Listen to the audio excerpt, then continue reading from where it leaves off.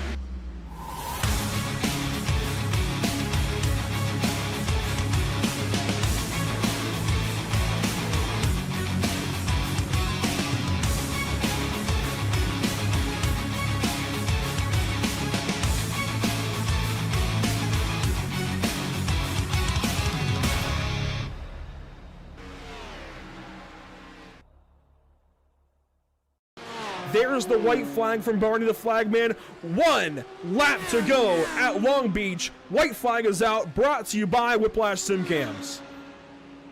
Yeah, can really hold him off. He looked like he's started to gap Cantonio just ever so slightly. Got about half of a second. It's been hovering right around there. Oh, Cantonio really pushing. He's sideways out of turn number 1. But Rayleigh just keeping that car pointed in the right direction. Nice and smooth, able to keep it going. It's going to be tough. Antonio knows that there's not very many chances, even if he can get close enough to him to make a move. So we'll see as they come through 6 and 7, head toward turn 8 onto the backstretch. Deeper in the field, nothing changing. Lap traffic ahead. It's Kevin Peak and Bradley Alvis right in front of our race leaders down East Seaside Way. And to turn number 9 for the final time, lap traffic in the way, and Rayleigh goes for it on peak. He sends it into turn 9. He knows he can't wait. He knows he can't give an opportunity to Kevin Cantonio. Cantonio's gonna take it anyway, ships it into the hairpin, and Rayleigh's gonna get away. Thomas Rayleigh is going to be a race winner in the North American Racing League. A last lap bump and run wasn't enough. This man wins at Long Beach. Wow, what a finish coming through that hairpin. I thought they were all going to wad it up. We had lap traffic in there, staying in there.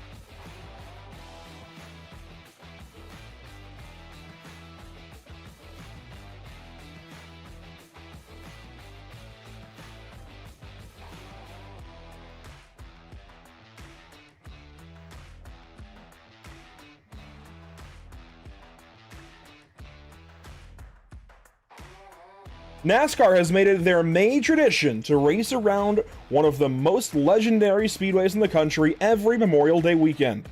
And while Memorial Day weekend may be a few weeks away, we're here early, yes, a few weeks early, to mirror that special night for the NORA Retro Cup Series. Instead of 600 miles, it'll be 450 tonight, but we're in for a treat with how these retro cars and retro paint schemes will be taking us 21 years back in time to that special 2005 season. Welcome to Pit Stop TV and the virtual Charlotte Motor Speedway, the virtual Concord, North Carolina. I'm Andrew Cardinale IV with Zach Burtis back alongside this evening, and it's a pleasure to join you for coverage of the NORA Charlotte 450. Today's coverage is brought to you by Harpoon Designs, by NORA, and by Whiplash Simcams.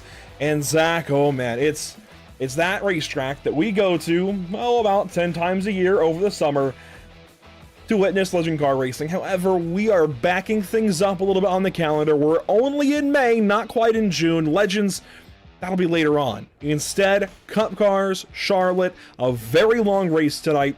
It's going to be a lot of fun. My wallet hurts. just a little bit.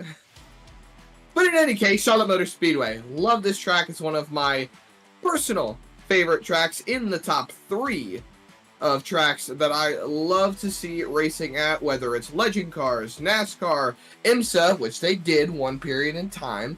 They hosted, what was it, IROC or Rallycross or something on the front straightaway in the dirt, when it was still dirt. Now it's AstroTurf. There's a lot of racing that has happened at Charlotte Motor Speedway, whether it be on the oval or the road course, and today we're on the oval for, like you said, Andrew, replicating the hot summer night, we'll call it, as they used to call it back in the 90s, and boy, oh boy, do I love Gen 4's Charlotte Sunset Tonight white knuckle racing. Oh, I'm here for it, baby.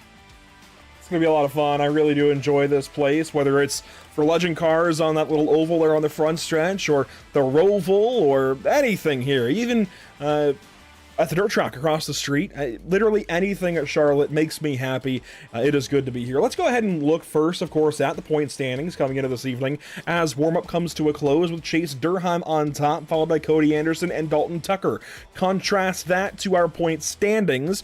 Durham is in the top 3, Tucker is 4th, but Cody Anderson, he's not full-time, he's not in this. We may have some wild cards mixing things up this evening, but in the scope of the chase here, Zach, nothing too crazy going on. You can see Wayne Sparks is the cutoff currently, Jacob Gladulich the first out, Dustin Kleba not far back. The problem for Dustin Kleba is he's kind of becoming part-time. He's got some work commitments, and therefore he can't race tonight.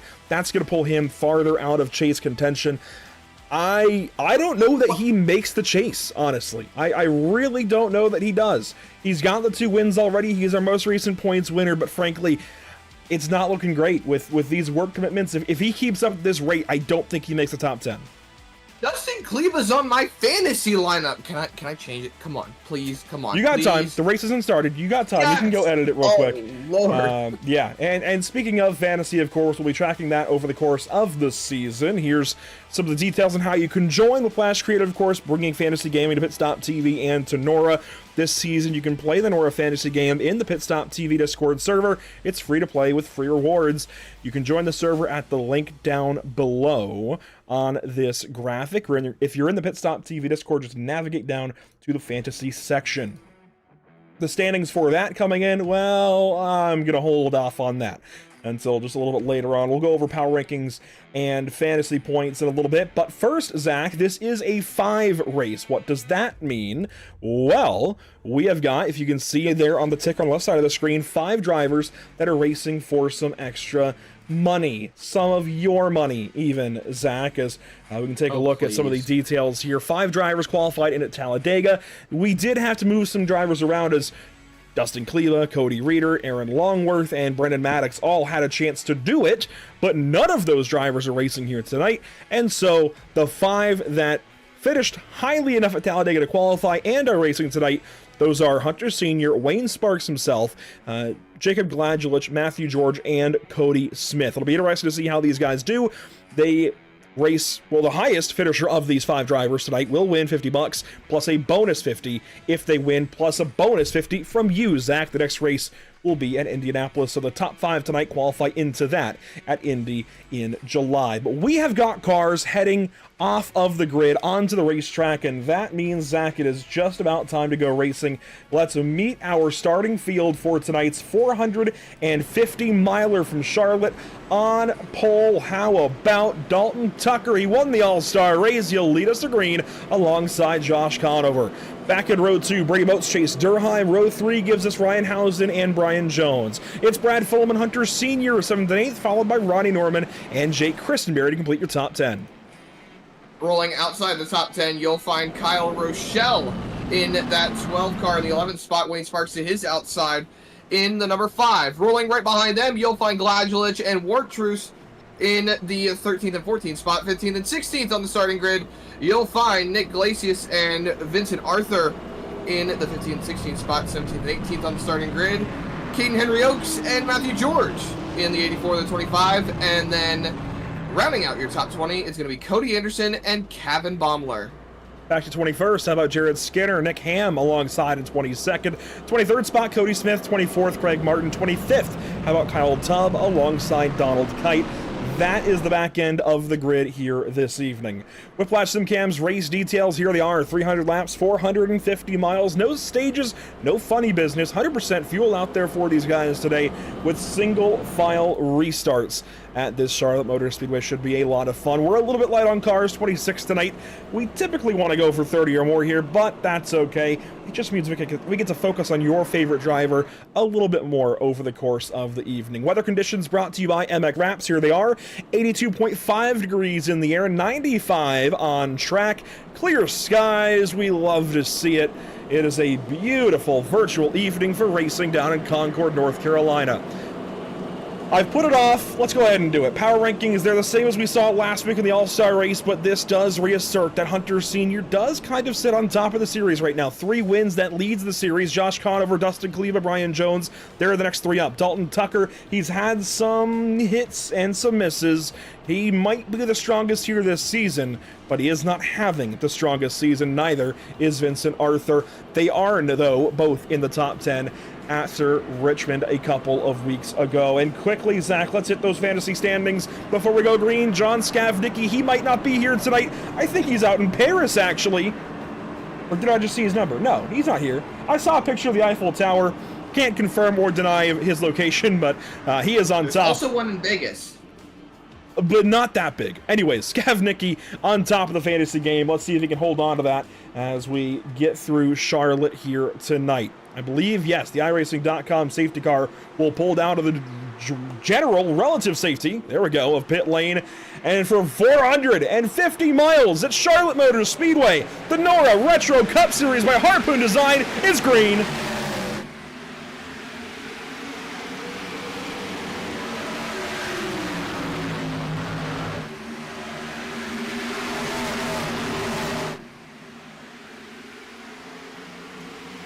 Down the backstretch, of course, we're starting this race in the day and racing into sunset this evening. The track is going to change a whole heck of a lot over these next 299 laps as lap 1 is complete with car number 3, the black 3 out front. Don't look, or don't just, you know what I'm trying to say, but Josh Conover is ripping that top side. He's trying to find his way up and catch that 3 car of Dalton Tucker. He's got the pace, he's got the speed, but it's only lap 2. We'll have to wait and see how that 48 car stacks up over the course of the run. I'm sure he got us thinking that he might be saving, might be holding out, but they're gonna be 3 wide for second as Conover tries to hang on.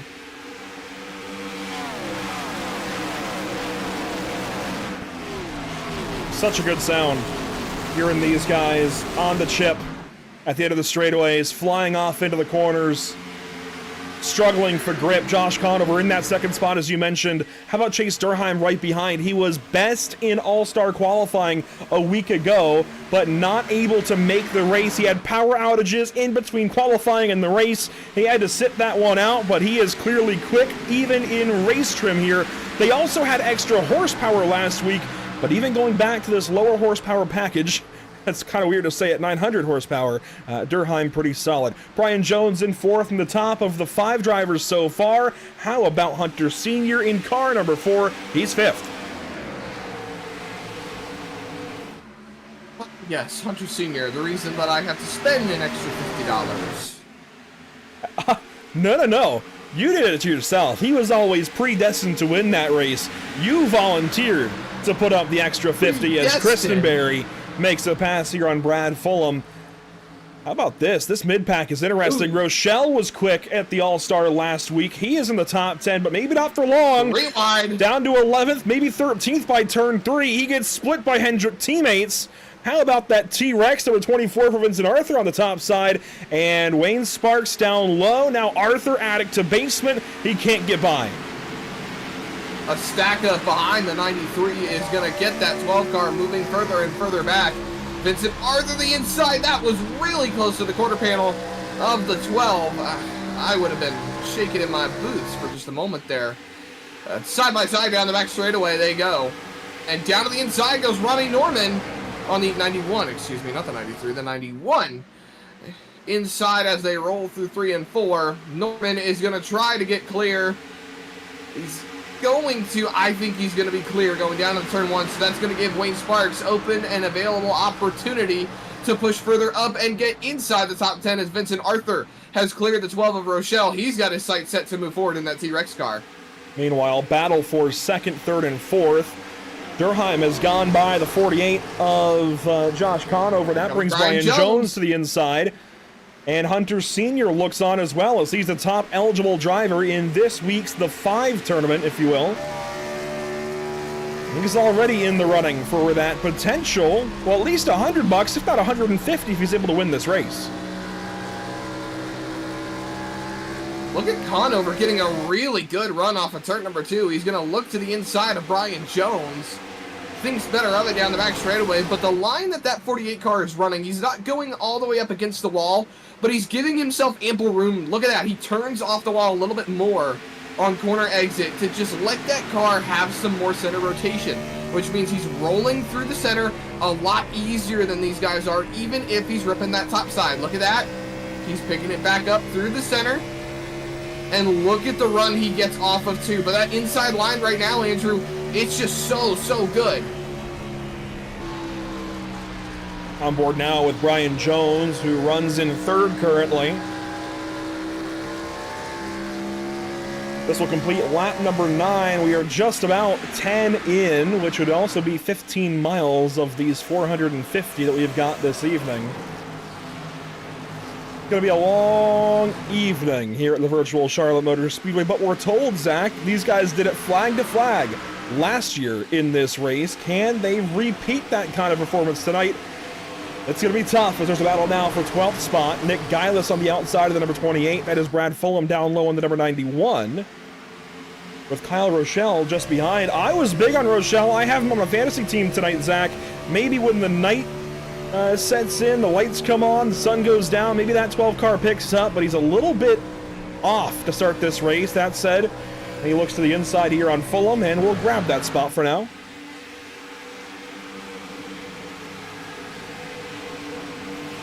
Here's another move. Down the back straightaway into 3. To the inside. Now that's an iconic car right there. That it is. Isaiah Watrous in the number 40. The Silver Bullet. He's trying to move up through the field. Running currently in 15th. Silver Bullet. For a second I thought it wasn't, and I didn't want to make a fool out of myself. But see, me not remembering correctly is me making a fool out of myself still. I think we'll let you slide on this one. Battle for 10th. Teammates. How about Arthur getting by Sparks? Maybe not for long.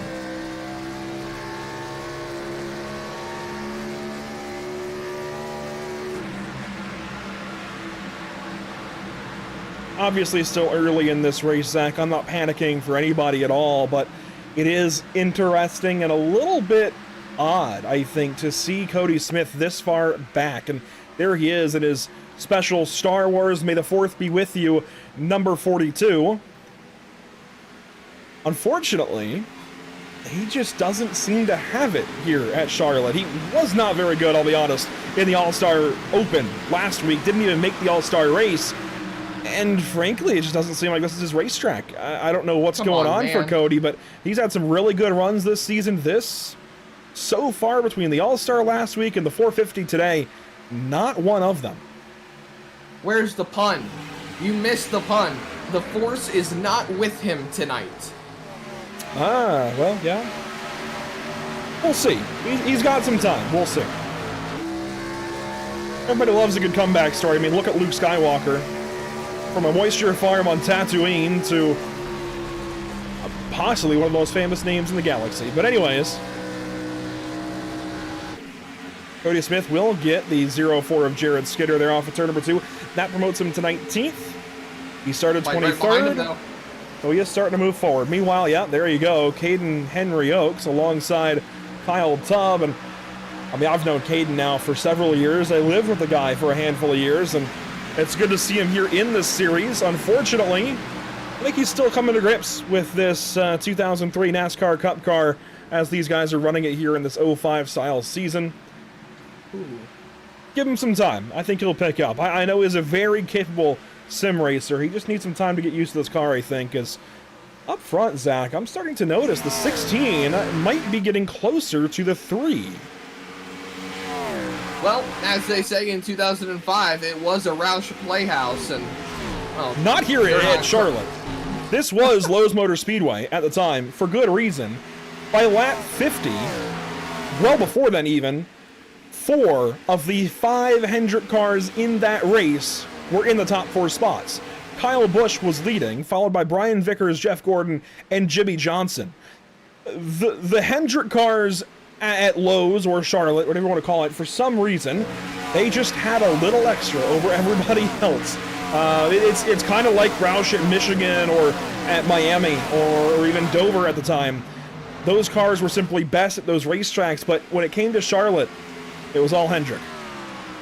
Well, it's no surprise considering the Hendrick Motorsports shop. You can't see it on here, ladies and gentlemen, but that Hendrick Motorsports shop just sits about 1.5 miles down the road, not even a mile, really, from the Charlotte Motor Speedway. If you go out the entrance at the front of the racetrack, take a stroll past the Z-Max drag strip with Camping World right there on the right-hand side, you roll up past the dealerships, and right there at the next stoplight, that is Hendrick Motorsports, where you will find the campus there with the museum and everything all-inclusive for all 4 Hendrick racing machines. And one of them, Josh Conover, is down to the inside, repasses Brian Jones, and retakes that 3rd spot in turn number 3. The 48 is trying to come alive tonight.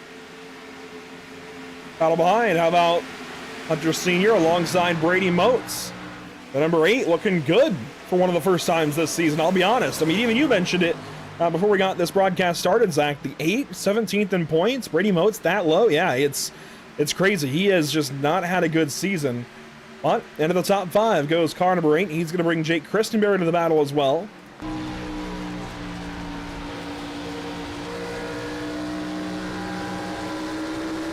This is where we start seeing a lot of these guys show their true speed, I'll say. Because anyone can have raw pace. Anyone at all can take this car and extract the speed out of it. However, as the run goes on, we see the tire saving, we see how the fall off generates. Now we're going to start seeing where these guys fall into play throughout the run. You've got Motes working back up, you've got Christenberry making some moves here, Conover's working himself back up to the front. It's all coming into play now as Senior's getting a little tight on the bottom. That's going to allow Houston to come into the play now. He's looking around the outside of the 4 car and the outside line here, Andrew. It's one of the few cookie cutter style tracks, as they were referred to in the early 2000s, that really has produced a lot of good multi-groove racing and a crossover move off of 2. Battle ahead as well. Motes and Christenberry side by side. Look at that battle down into turn number 3. They get back single file as Houston pulls back to the inside of Senior. And Houston sets sail. You know, that 15 car was really, really good last week. Won the Open, got into the All-Star race, even had a good run then. I think Ryan Housden's got something for these guys today. We could see a very competitive number 15. The only thing, Zach, if you watched that 2005 Coca-Cola 600, you might know we need to keep the 18 and 15 far apart. They had a run-in very early in that race, and it did not go well for either of them. I think we'll leave it at that. By the way, you mentioned Hendrick being close to Charlotte Motor Speedway. Certainly that shop is, and I think they are the closest, but let's not forget RFK Racing is not much farther. They are right next to the Concord Paget Regional Airport with the sign of USA. Right across the street from the NASCAR R&D Center. Yes, it's all very close. RFK Racing is not far away, so Roush Fenway at the time didn't have to go much farther than Hendrick. I guess technically it'd be about 3 times as far, but it's still not very far at all. I mean, we're talking 4 miles in the dot per Google Maps that I'm looking at over to my right side here. It's just off of Concord Mills Boulevard, over off of DeRida Road. I mean, it's not very far. So, and there's a handful of shops, obviously. We all know Charlotte is, or I guess Concord more specifically, is NASCAR's backyard and playground. So, yeah, there's a lot of teams that are very, very close. But out front, technically the 3 car in this series, Zach, is a DEI car. And that shop would have been up Highway 3. It still is, technically, up in Mooresville, North Carolina. So it's a bit of a longer drive, as the 2 cars that need to be far away from each other are side by side and now single file again at turn 1, with Housden taking the point over Moats. I wonder if they watched that race earlier like I did and know that run-in happened between the 8 and 15 21 years ago. Well, Andrew, in the same respect, if we're talking about team shops as well, by the changing of hands, DEI became DEI Ganassi Racing. DEI Ganassi Racing became Earnhardt Ganassi. I am mixing it up a little bit. That became Chip Ganassi Racing. Chip Ganassi Racing sold off, which became Trackhouse Racing. Trackhouse Racing is literally about half a mile away from RFK Racing, right across the street from the K1, right there next to the Concord Airport, like you just said. These teams are close.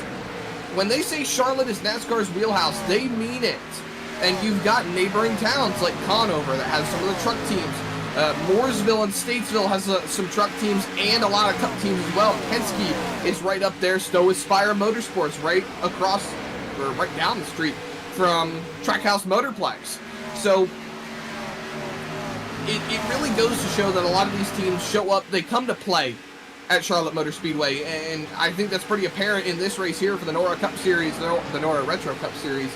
It just goes to show that when you're close by, you don't have to spend a lot of money. You can spend more money on the cars. Obviously, that's not it's not the whole case there, but Charlotte just produces great racing. People love it for a reason. People show up for a reason, and Memorial Day weekend always proves to be a showstopper of a race.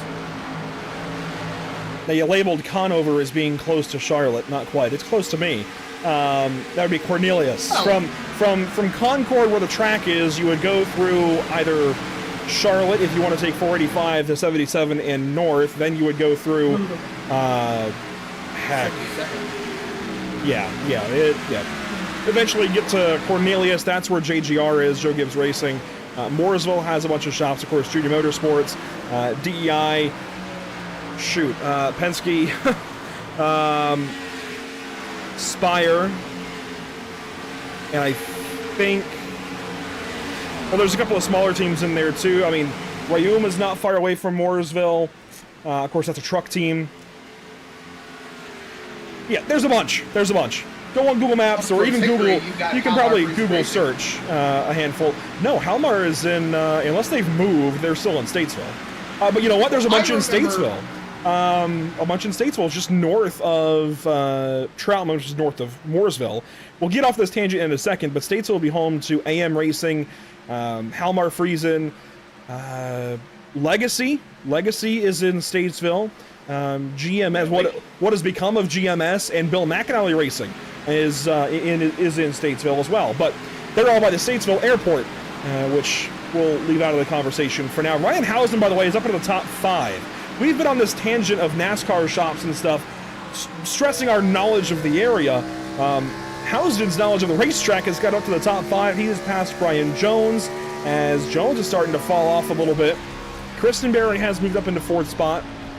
So as we approach pit stops in probably about 20 more laps, things are changing. We're starting to see some comers and goers. It's been wide open green flag since the drop of the green, and it's looking good. Single file mostly throughout the field, sure, but some battles here and there, including this one. And boy, this was a race that Dale Jarrett may have wanted to forget. He beefed with Carl Edwards there in the late goings, but he's racing side by side the number 22 that would have been Scott Wimmer. This is Nick Ham in the 88 and Craig Martin in the 22. They sort that out for now.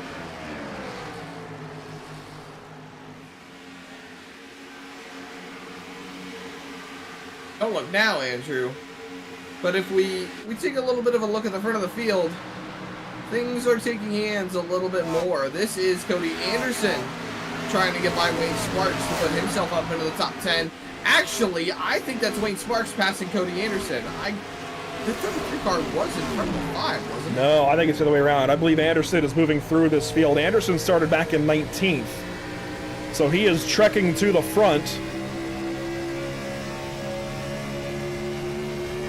And you see the battles ahead as well between those several red cars. You've got the 8, the 24, and the 4, all mostly red.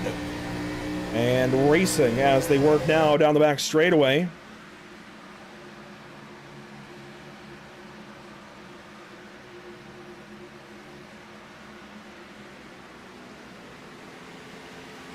Side by side up off of 4. Brian Jones has really slipped back, Andrew. This could get a little dicey. Oh, that was close.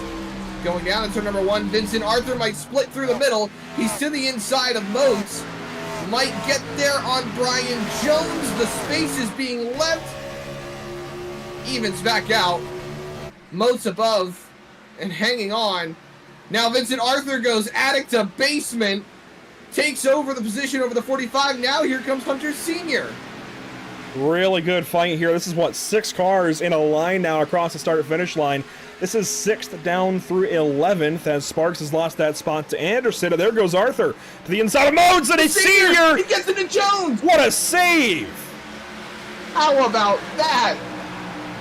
We might not be done. Wayne Sparks was loose off the corner. Anderson now down low of the 45. They'll battle at turn number 3. Anderson has gone from 11th up to 8th now in just a couple of laps. At 33, was looking very, very good. I think he also drove his way into the Open, well, through the Open into the All-Star last week. So he's another driver that I think can be sneaky good here this evening. Just like Ryan Housden, who is now working on Jake Christenberry for the 4th position. Now Senior back to the inside of Brian Jones. He was there, not quite there going into 3. Jones leaves that bottom line open.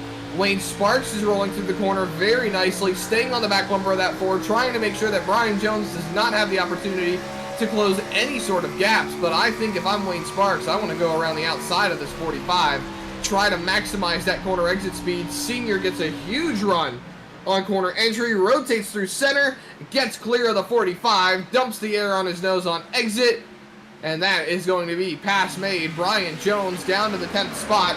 Wayne Sparks sends it down into 3, side by side now. And that 5 car, that Hendrick Motorsports racing machine, is going to try to put himself further up, get back into the top 10. And look who's right behind them. Cody Smith. That I was talking about earlier, kind of disappointing. Started 23rd, he's up to 12th. So he might not have it on the short run here this evening, Zach, but give him some time to save some tires and he can move through the field. This has been really cool to watch for the 42. And if we have a significantly green flag look to this race, it's going to benefit the guys that can manage their tires over the course of a run.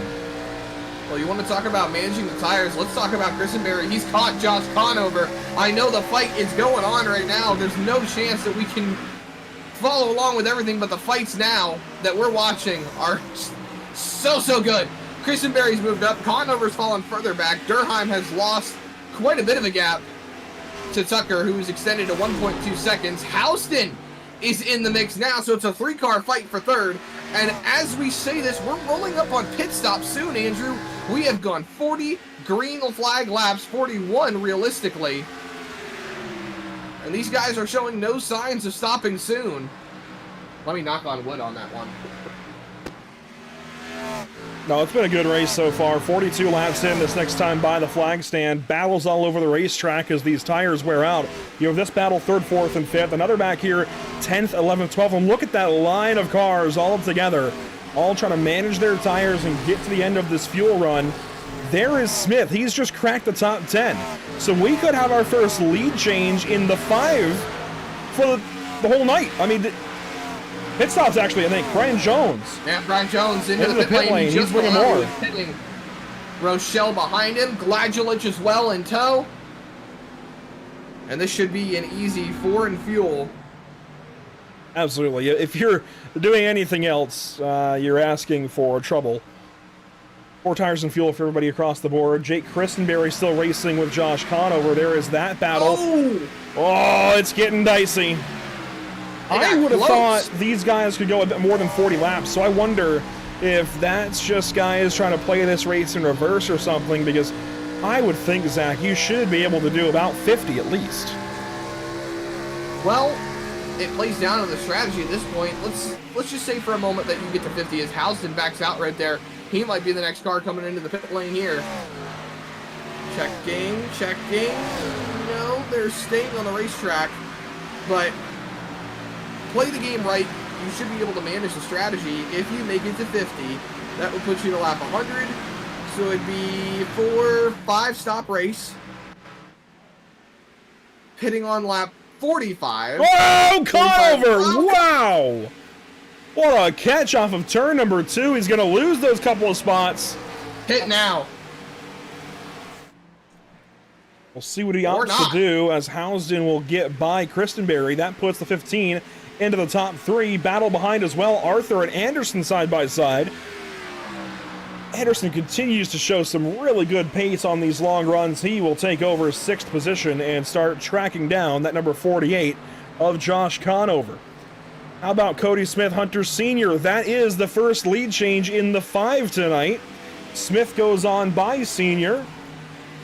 And now Smith would be in the 50, or I guess $100 paying position, Zach, as you've got 50 towards it as well. You can't stop reminding me, can you? Yeah. Well, I'll tell you what, if you're going to be silly enough to do it, Zach, I'm going to remind you that you were silly in the first place all night long. So that's just the way it goes, Zach. That's called being friends. Huh. Yeah, well, this friend is going to take all of your chicken on Minecraft the next time he gets on the realm. This guy. Oh, man. Minecraft didn't exist in 2005. Put that away. Here we go. Battle between, actually a lap car. That's Brian Jones with new tires, as Jake Christenberry is going to hit the pits. First of our true leaders, I think, to do so. I mean, Brian Jones, I guess, but he had dropped out of the top 10. This is going to bring Fulham and Baumler into the pits as well, but Christenberry kind of a pioneer to pit out of the top 10 like this. Durheim and Housden, look at how much Housden is. Housden, I think, is running down the leader even. He is getting further and further through this field. He's up to 2nd. And even just comparing last lap times between the 3 and 15, let's do that here on the graphic.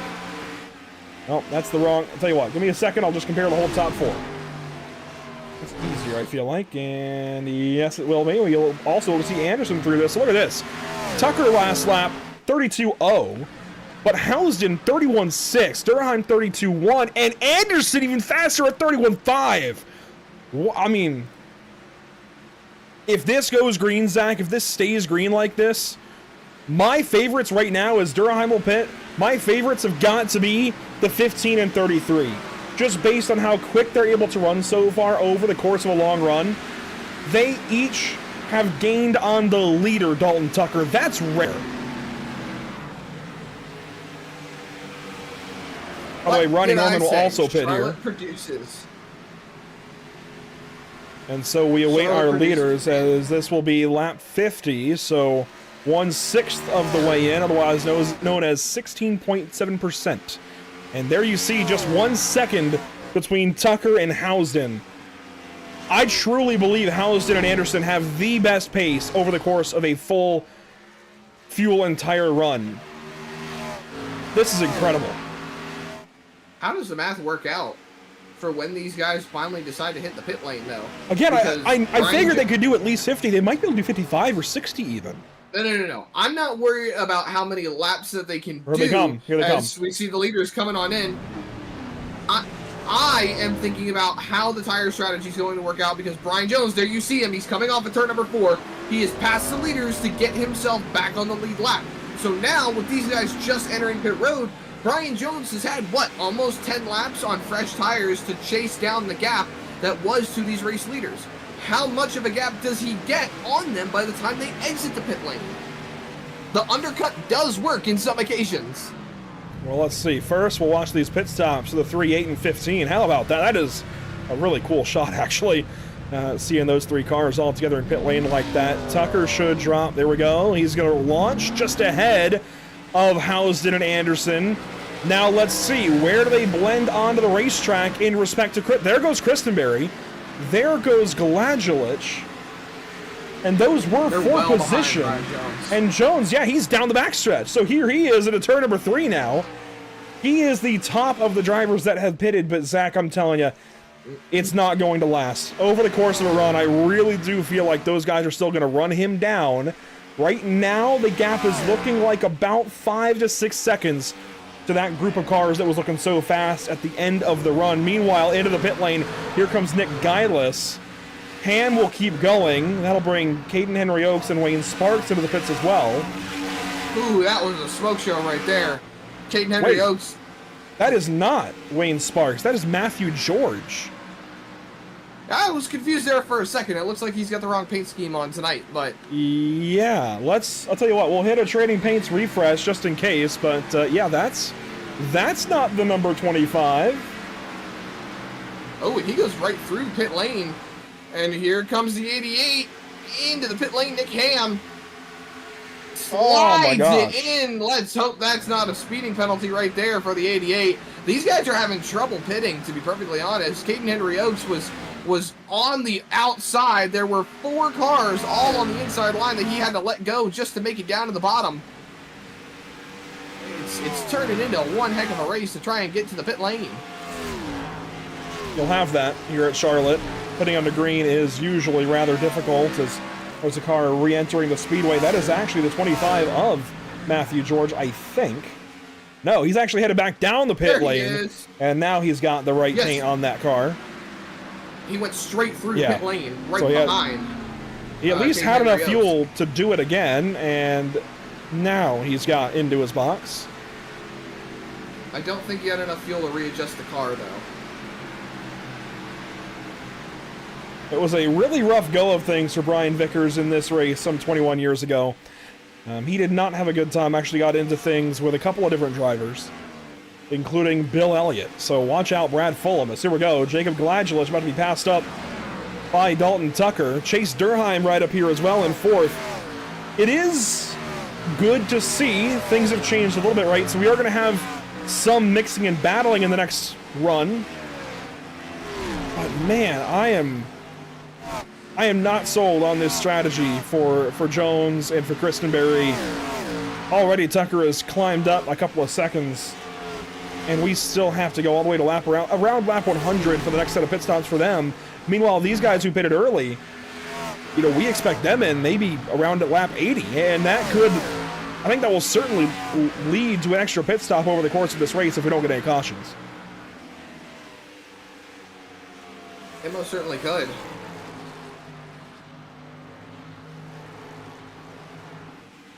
Watching on Brian Jones off of 2. There's Matthew George. He just came out of the pit lane not too long ago.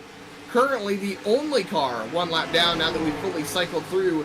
Yeah, but that's about to change. Fiasco. So there is Nick Ham, and in the background you'll start to see the leaders. Brian Jones starting to run these guys down. That said, fresher tires than Brian Jones. I was just gonna say, last lap for both Caden Henry Oaks and Nick Ham, the last 2 cars on the lead lap was about a half second faster than Brian Jones last lap, so who knows? It might take a little bit longer for those guys to get lapped, as Durheim has got a mirror full of a black number 3. That is Dalton Tucker right behind him as they both pull up on Kyle Rochelle. This could be interesting. This is the first time that Tucker's been in the dirty air all race long. and he's got to try to find a way to dispose of them quickly if he wants to not mitigate the tire fall-off loss over the course of the run, because sitting in the dirty air, you're pushing the car harder, you're pushing the tires harder. That's going to allow Brian Jones sitting in the clean air to keep a hold of it, and I say that, Christenberry is taking over the lead as we watch these guys fight on. That's the change up there, as here's the battle for the lead. Christenberry gets by Brian Jones here for now.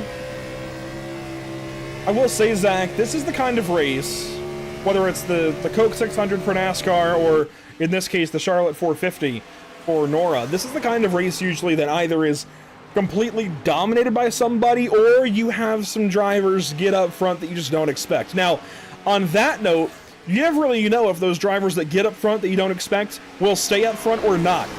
In the case of 2005, you had Kyle Busch leading a bunch of laps early on. He was still a rookie at the time.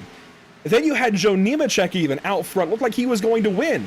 Then there was a late race caution. Mark Martin absolutely creamed the outside wall, had to come down the pit lane. There was oil on the racetrack, and apparently Joe Nemechek lost a right rear, so he says.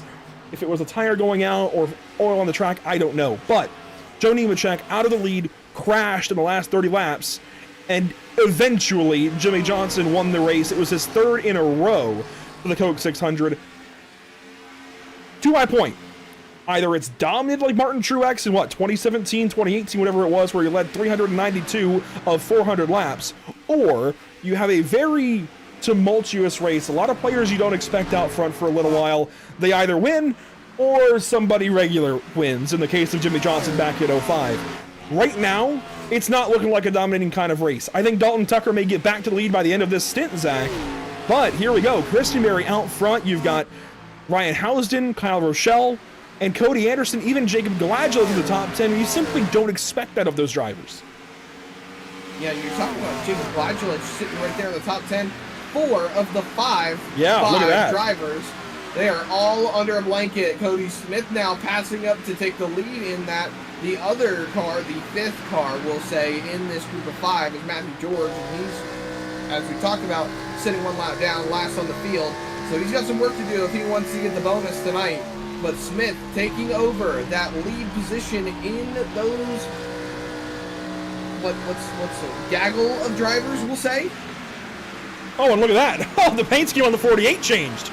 I didn't expect that. That is a beautiful look for Josh Conover. I knew he said refresh paints, but we had loaded into the session a little bit later on in practice. I didn't think anything of it, but boy, that is a beautiful look for Josh Conover in the number 48, the Power of Pride.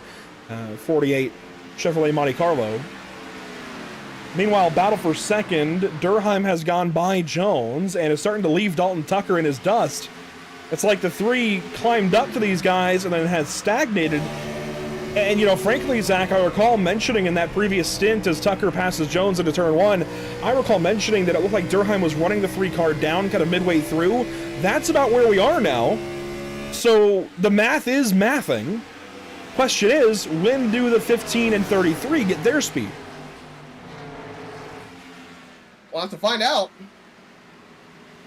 as the race goes on. I'll tell you what, this has been fun so far.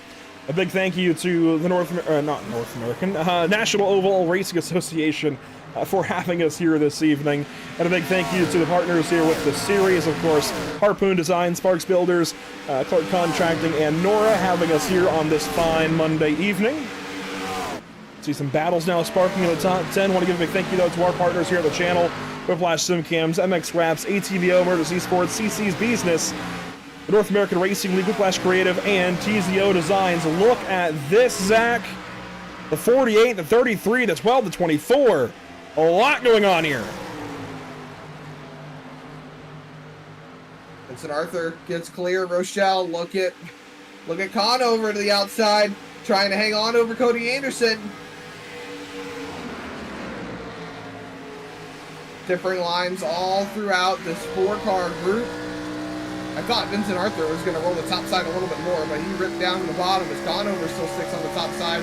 It's the Hendrick Motorsport cars. 1 RCR VEI. 33 is RCR, isn't it?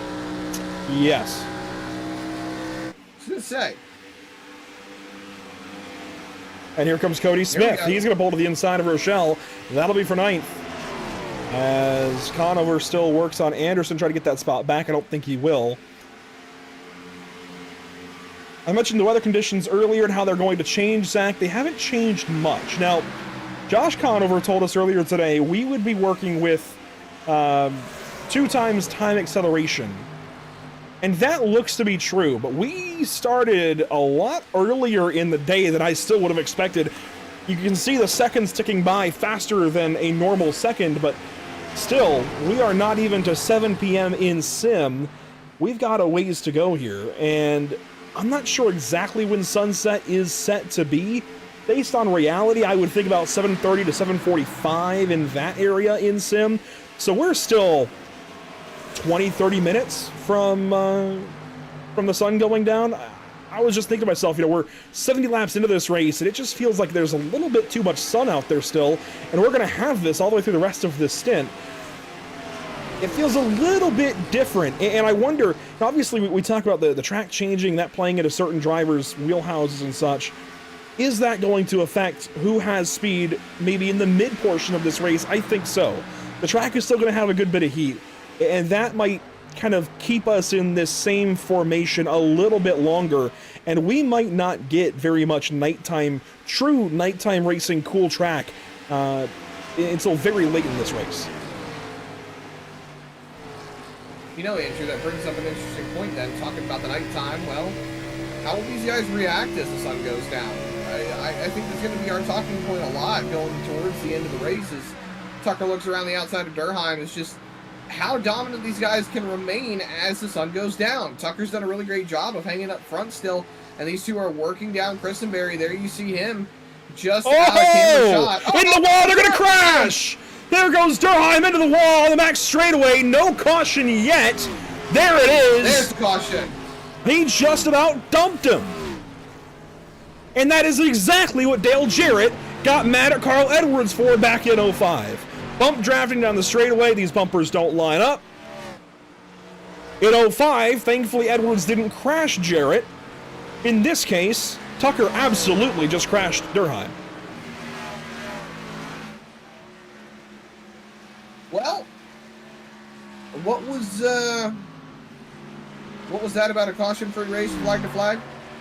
Clearly it's not going to be flag to flag, and this will certainly shake things up in terms of long-run speed and pit stops and all of that, but we've still got a long race for the whole thing to pan out. Nothing is ever guaranteed. Let's look back at what just happened to the backstretch. We saw it live, but there you go. Tucker just, I mean, look, Dalton Tucker, he's a great driver. I'm going to be honest, Zach, he's a lot better than that, and that was pretty lazy just running the back of the guy. Well, it's a tough one. I really think he should know better than that. This early in the race, too. You know, if it's 10 to go or something, that's maybe a little bit different, but you can lift. You've got 230 to go. You can lift. You saw the 16, a little wiggle, just the smallest of wiggles off of turn number 2. Shakes him loose, cuts the momentum, lets the 3-car close up just that much. It's a hard move to make to jump right down to the bottom line. It's much just easier, lift. like you said, to just hop out of the gas. Yeah. 16 comes right back down the racetrack, and Tucker's there at that point and just says, well, at that point, he's not lifting. Debris flies across the racetrack up into 3. One more look, and then we'll get to some live picture with pit stops. Again, I mean, Dalton Tucker is a really good race car driver. This is just uncharacteristic of him. He should know better. Well, we all have those days.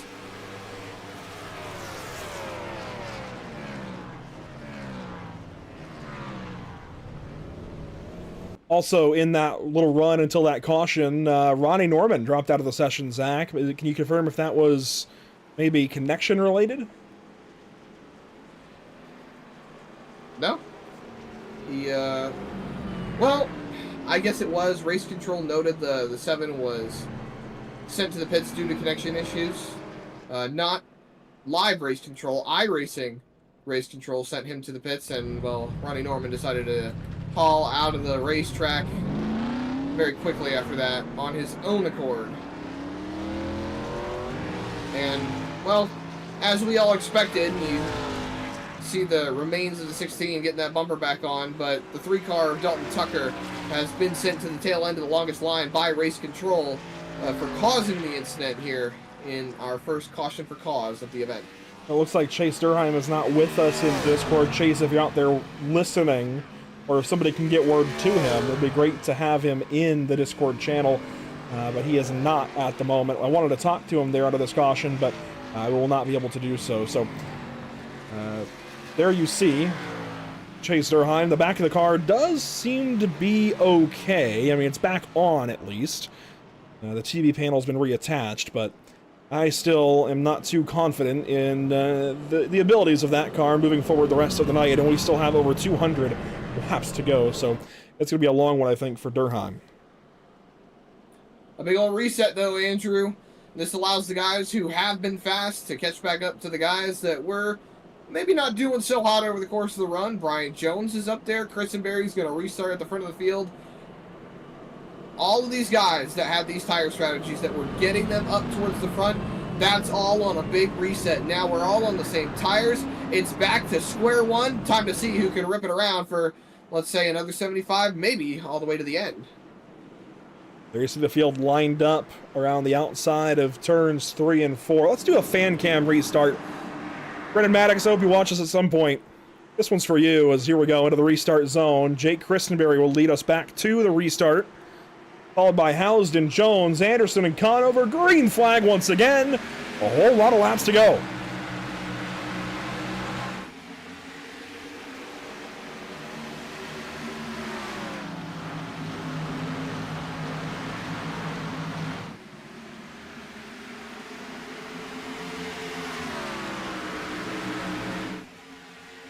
And I want to be clear, Zach, I'm a big Dalton Tucker fan. I'm excited to see if he's able to win this championship this season. But I stand by my feelings on that crash as Christenberry just barely grabbed the wall out of turn number 4 that time. And look at Ryan Housden to the inside.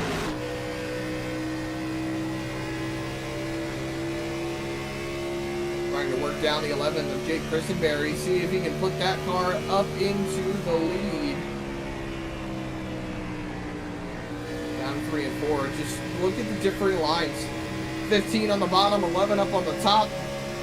Grabs the wall a little bit again off of 4. Might want to mitigate that if you're trying to hang on to the race lead.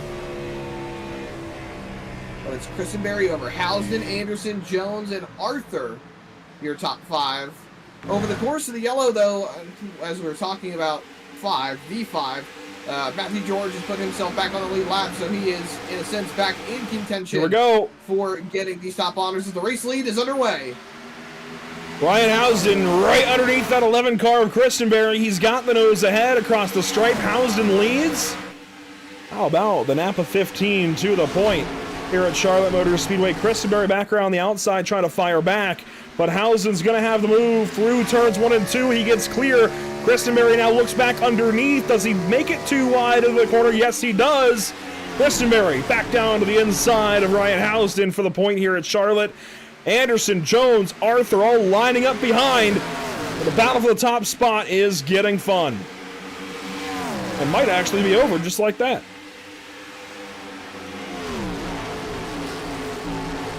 So Housden going to set sail and try to drive away from the number 11. That brings Anderson and Jones into the mix. And then side by side, how about Sparks and Conover back here? This is for 6th. The Hendrick cars starting to move up through the field. Really, it's just Henry Oaks and George that aren't up here.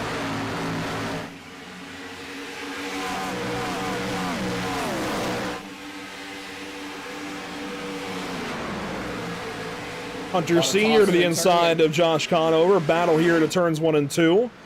That's the number 4 of Senior. He is now chasing the 5. Wayne Sparks is now leading the Sparks Building the 5 tournament, and boy, he could keep the money in his pocket. That'd be nice, right? That it would. Some nice good money to put it back into his pocket. Some of my money, but you know, I'm not gonna let it get to me. I'm not gonna let it get to me. You know, Andrew, as the fights continue, we see Rochelle on the inside of Cody Smith. I have just recollected on some interesting NASCAR stats, if you're ready to hear them. Fire away. So with Ryan Housden leading the race, that puts the number 15, the Michael Waltrip, number 15 DEI racing machine at the front of the field. If we all remember correctly, it was Dale Earnhardt who gave Michael Waltrip the opportunity to come race in a car that he said could win him some races, and, well, he definitely was able to win some races. Vincent Arthur goes way down to the bottom trying to pass Brian Jones. It took him, remember, he holds the record for most starts without a win, most starts before a win, I'll say, in the NASCAR Cup Series. It took Michael Waltrip 463 races to get his first win. Don't think it's going to take Brian Housden that long to get his first win of the season, though. Not if he keeps driving like this. However, Christenberry and Anderson are not far back currently. So Housden certainly looks good. These guys look good, too. I mean, there are probably 12 or so cars that I'd say can all win this race. And honestly, it's probably mostly the top 12. I mean, I think maybe it'd be a stretch right now for the 12 and 21, but certainly the 3 can win this thing, and the 16. And they're both, 21st, 23rd, so give it some time. But right now, I think most of the cream is at the top. That they are. And we're seeing it out in full force already. Speaking of Dalton Tucker, Now, there Andrew, he is back here for 20th spot, trying to get by the number 28 of Nick Geilis. And then Chase Durheim rides back here in his damaged machine in the 23rd spot. Well, it ain't over until the checkered flag falls, and we still got a long race to run. We're not even 1/3 of the way through the amount of laps that we're supposed to be turning tonight, as Housden continues to lead over Christenberry, Anderson, Arthur, and Jones. Can you guess, Andrew, who has the second most all-time in starts before his first career win? I'll give you a hint. It was 358 starts before he got his first win.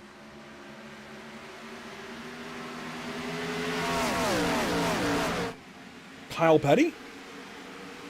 Nope. I'll give you another hint. This driver also got his first win in the Daytona 500, just as Michael Waltrip did. Michael McDowell.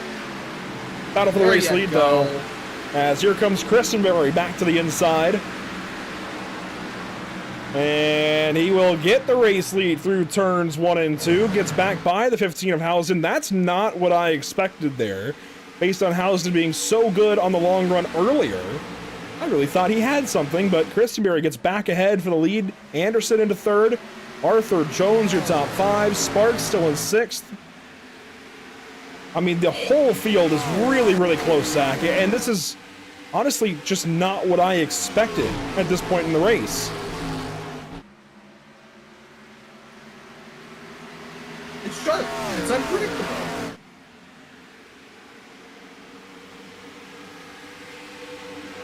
What can you expect when you come to, in my opinion, one of the greatest racing facilities on the face of these here United States?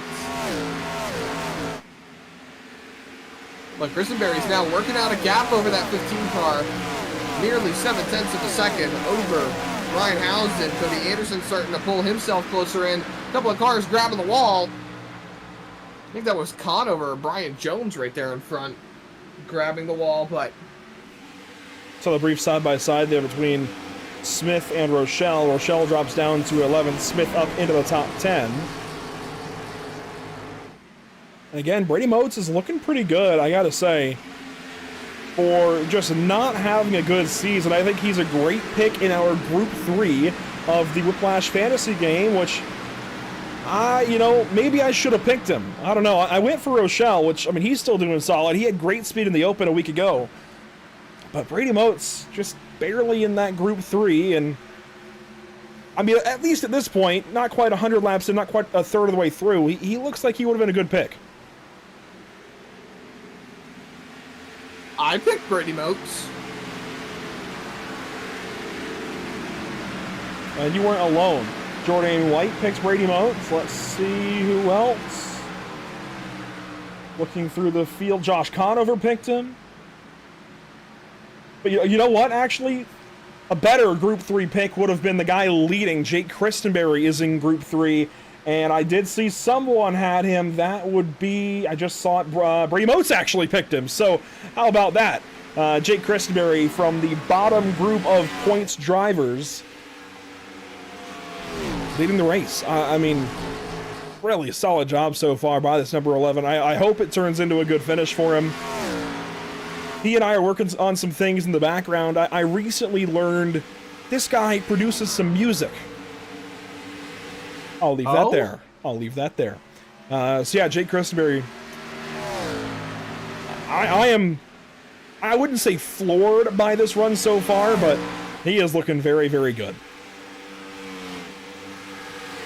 Meanwhile, third place has changed hands. Vincent Arthur has charged up to the third spot, passing Cody Anderson. And now I think we're starting to see, we have left daytime, we're into evening. This is getting closer to sunset. We're not quite there just yet. But there you see the sun dropping behind the Turn 4 grandstands, the Toyota section.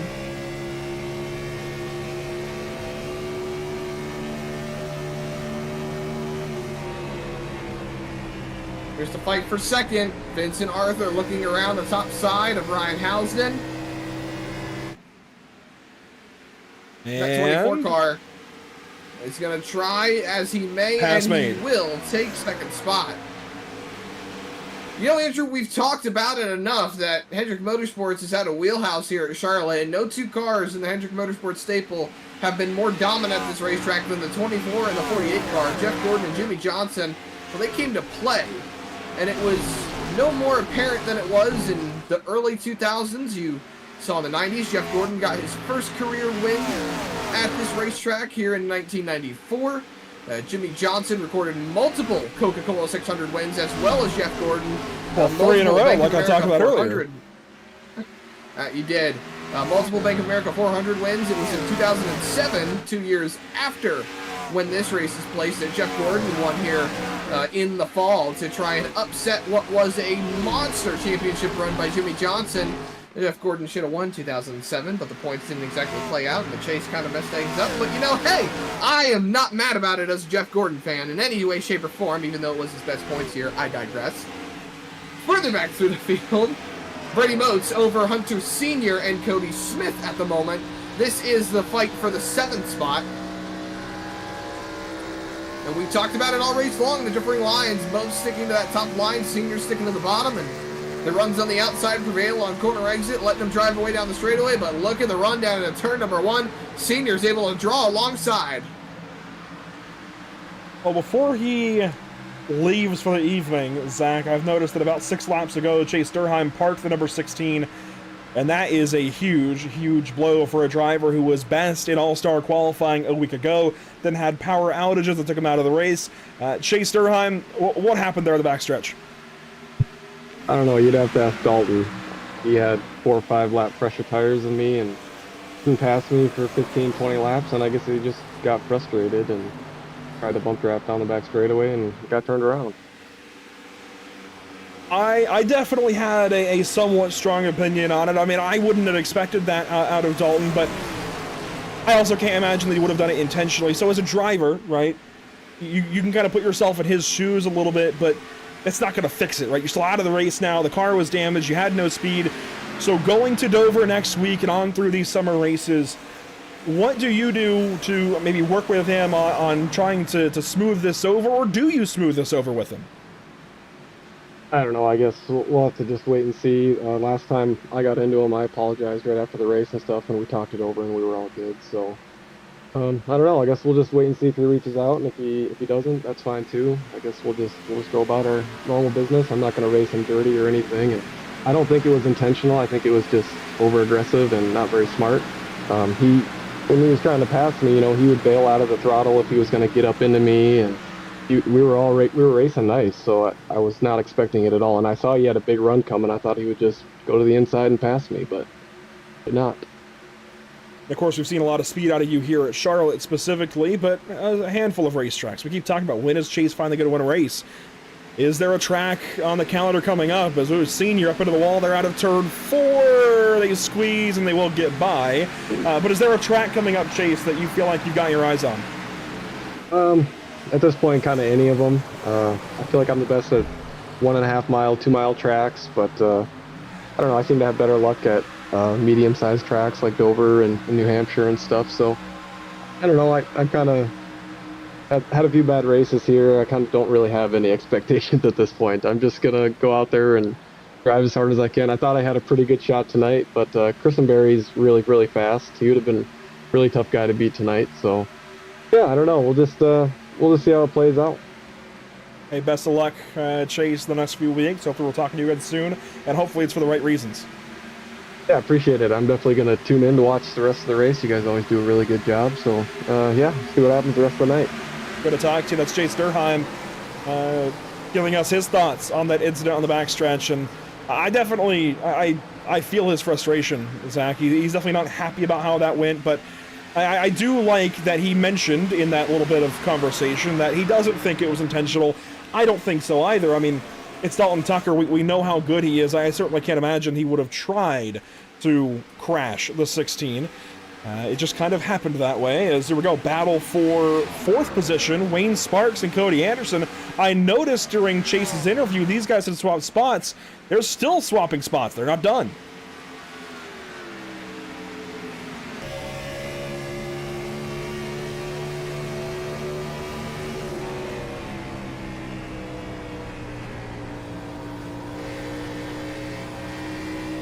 You got Anderson getting clear down into turn 2. Down the backstretch. Big run by Sparks to close up on the back bumper.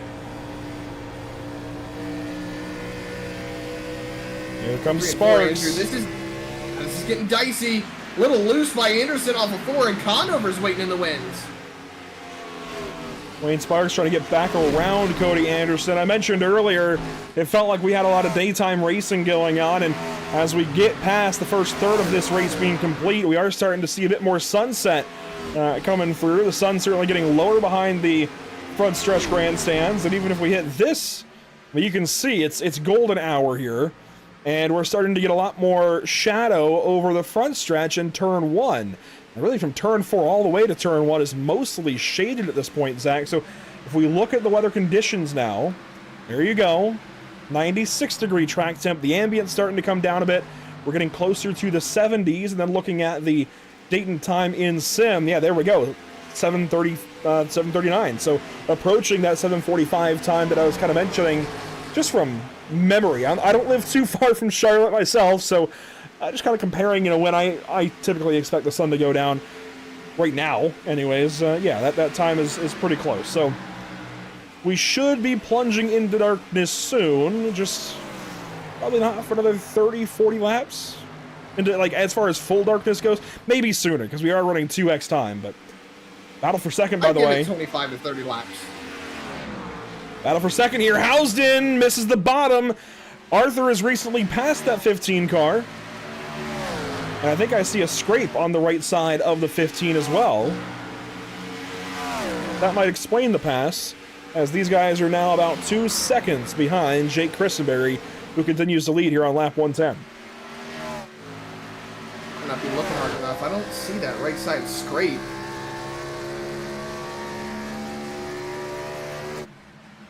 Let's watch when he comes around. Look over the right front tire. It looks like there's just a little bit of extra something going on there. I know there's the Goodyear decal there. No, there's no scrape. But just from the other cameras, it looked like there was some gray there. And I know when these cars get up in the wall, sometimes they get that little gray scrape over the right front wheel. But I guess I was mistaken. Just a shadow over the track? Either way, battle now for 7th, Smith and Tucker. And Tucker not making any friends. He is in the paint scheme to do that, I guess, tonight. But he and Cody Smith have had some moments over the races, and let's hope they don't have too much of a moment here. That said, Dalton Tucker continuing to climb back through the field to see his lowest of 25th. That was when we went back green. He has since driven up into the top 10, now runs 8th. And Tucker has really worked himself back up through the field. Was surprising to see, to be perfectly honest. I figured it'd take him a little bit longer, but I guess the speed can't be denied in that 3 car. Looking to the inside of Cody Smith. The lights are going to come on to Andrew and... Oh, Cody big Smith. time loose through the grass. Cody Smith. Was there contact with Dalton Tucker? I couldn't tell from the camera angle. No, I think there was contact. That would have been a short crash. I think that was just taking the air off the back end of the 42 car. And that really got Cody loose. Meanwhile, battle for 4th, just ahead of these guys. Wayne Sparks, Cody Anderson, these guys are not done. Anderson, that would have been a good pick too for fantasy here today, based on how this race is going so far.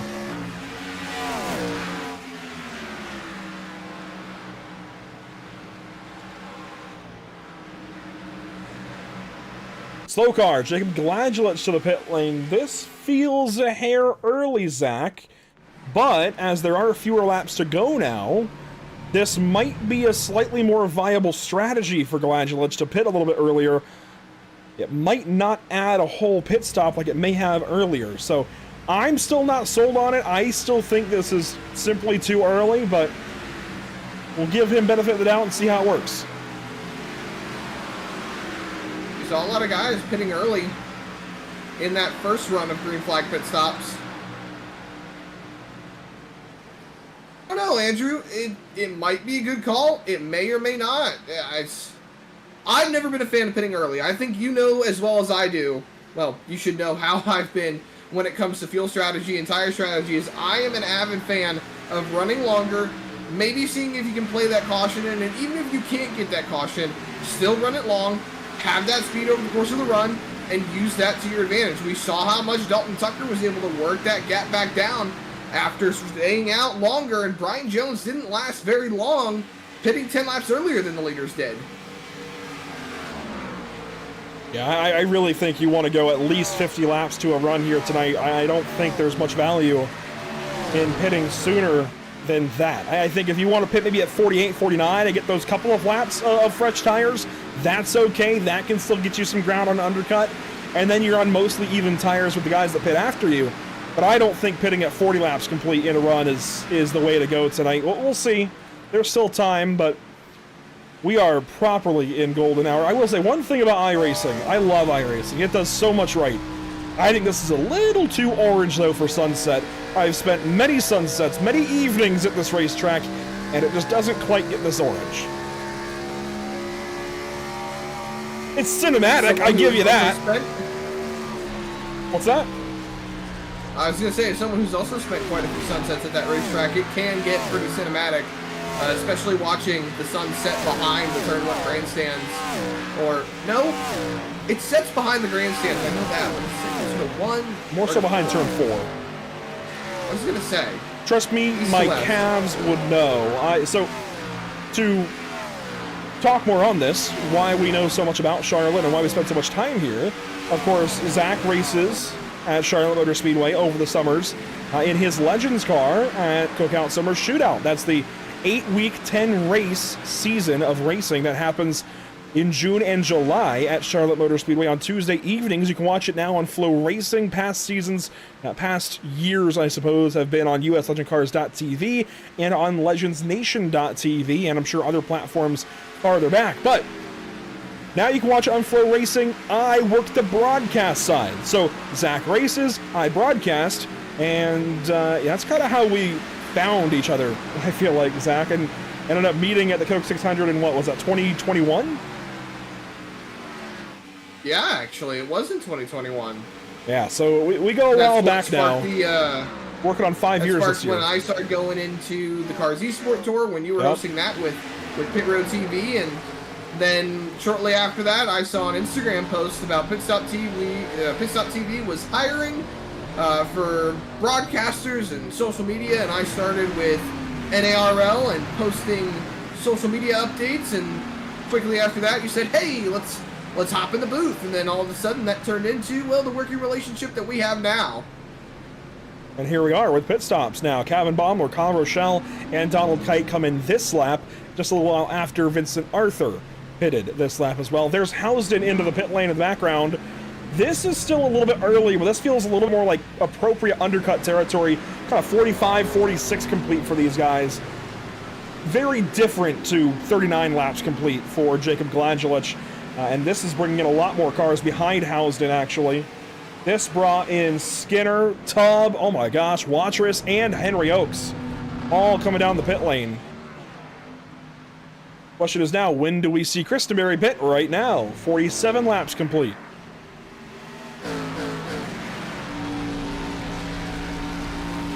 He brings no one with him on this lap. Senior. Well, I say that, one car right behind him. After senior, Craig Martin will pit, Matthew George will pit. I still think this is a slight bit early, Zach. I would try to go a little bit longer, as Wayne Sparks and Cody Anderson have done, along with Josh Conover, Dalton Tucker, and Cody Smith, and Brady Motes. Now we'll see some of these guys come in. Sparks to the pit lane. And look at the laps. We went back green closer to the lap 80 mark, so this would be about 45, 50 laps into the run. 48 for Sparks. There you go. So, and that's since the pit stop, not told, since the restart. Right, and we were told about 48 to 52 on the fuel run. So that would put him right in the middle. Anderson and Conover, though, they're staying out still. Tucker right behind them. So he's looking to pick up a couple more spots before heading down to the pit lane. Cody Smith, 4th. Brady Motes in 5th. Motes getting passed by Tucker. Not Tucker. That was Vincent Arthur. Excuse me. I don't know why I said Tucker. Getting passed by Vincent Arthur on the outside, who's trying to get laps back. And he's the first car on that down in the 10th spot. The lights just came on, Zach. Everything has completely changed. It's suddenly... Yeah, the track is suddenly in darkness, and the lights have just been ignited. So, there we go, lap 125. There comes Conover to the pit lane.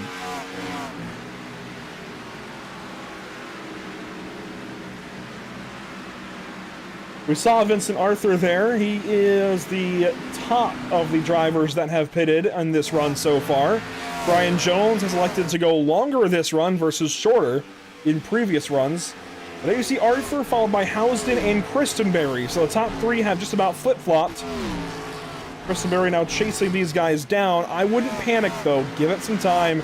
I think they'll each be okay. As Dalton Tucker continues on, Cody Anderson finally pits. You know, I'm going to play devil's advocate here. What do you think, or how do you think this race would turn on its head if we got a caution during a green flag pit stop cycle? I don't want to think about it, Zach. I'll be honest. I don't want to think about it. You have labeled yourself the self-imposed chaos bringer. You are the bringer of chaos. Why would you not want to think about the chaos? Because that's chaos I don't like. That makes me have to think. Whoa! Cody Smith into the pit lane sideways. That is not the ideal way to enter the pit lane. Boy, oh boy. Black flag, too, for the 42. So not only was it sideways, it was too fast. Oh, big yikes, big lockup. You saw the rear ends lock up right there, and that's what snapped the 42 around. Great job to keep it off the wall, though. Here's another look at it. And Zach, can we nominate this for Murtis Megamis, considering he didn't hit the wall? I think we can nominate it. iRacing, or not iRacing, Race Control has cleared the black flag levied against the 42, so he will not receive a black flag for the speeding penalty that he got, but I think the spin is more than enough damage done to the race already. You see Tucker emerging back onto the racetrack in turn number 3. He is down in 21st. That doesn't seem right. Something's going on there. Smith finally into the pit lane. I'm not sure. Flag? Not from what I can tell on Tucker. His pit time is a little bit longer, but not that long. And there's Motes into the pits. Smith finally comes in. I think Smith did a run through the pit lane, Zach, and then came back down. He had that penalty, and I think for that reason kept going. when he spun initially. And here's Brian Jones. He is leading this race currently, 170 to go. He has not yet pitted. Neither has Nick Gillis nor Brad Fulham. That's your top three. Look at all these cars. Yeah. This is getting crazy.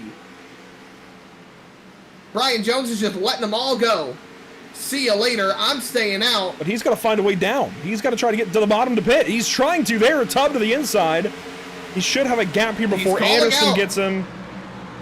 He's calling out over the radio, trying to pit. He's in the middle lane. Anderson has to scatter. He'll make it. Barely. Did he speed, though?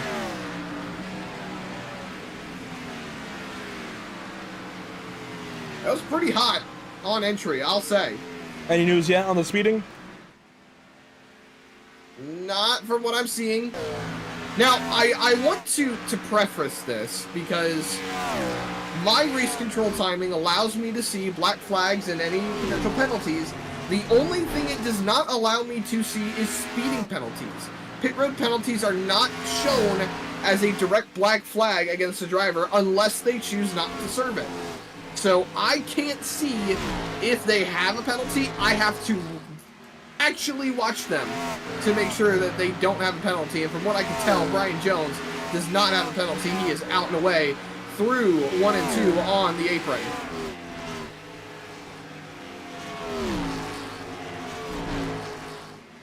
Well, everything's shaking up right now. Rochelle and Gladjulich are side by side. This is for 5th here, Rochelle and Gladjulich. This could be, again, a really big day for somebody that we might not expect it for. Either one of these guys could use it in the points. How about Donald Kite? 7th right now. He pitted early, and now Conover passes him back. Look at this. Caden Henry Oaks, Jared Skinner is side by side off the corner. Right in front of Dalton Tucker. Where's he going to go? Caden, by the way, up to 11th right now. Hunter Sr. is 10th right ahead of him. But Tucker's going to spoil this party. He's working around the outside of Skinner. Here goes on the outside of Henry Oaks. And Dalton Tucker into 11th. Trying to regain as much as he possibly can. Tucker had the car to beat in the early stages of the race, Andrew, and he has just been dealt blow after blow after blow as this race has gone on. I'll be honest, one of those was dealt to himself, but yeah, it's been a little bit rougher going for Dalton Tucker since he lost the lead back on lap 50 in the pit stops. I guess it was lap 51, I believe, because he's led the opening 50. But he is working back through. He's back in the top 10 again here with a bunch of guys ahead that pitted early. In fact, I mean, Gladjulich, 2 cars up, pitted 14 laps earlier than Tucker. But battle for second going on the opposite side of the racetrack. Here you go. From the front stretch to the back, Christenberry and Housden side by side, turn 3. Christenberry up on the top side, trying to hang on. This was the fight that we saw for the race lead early on. Now we see them fighting again.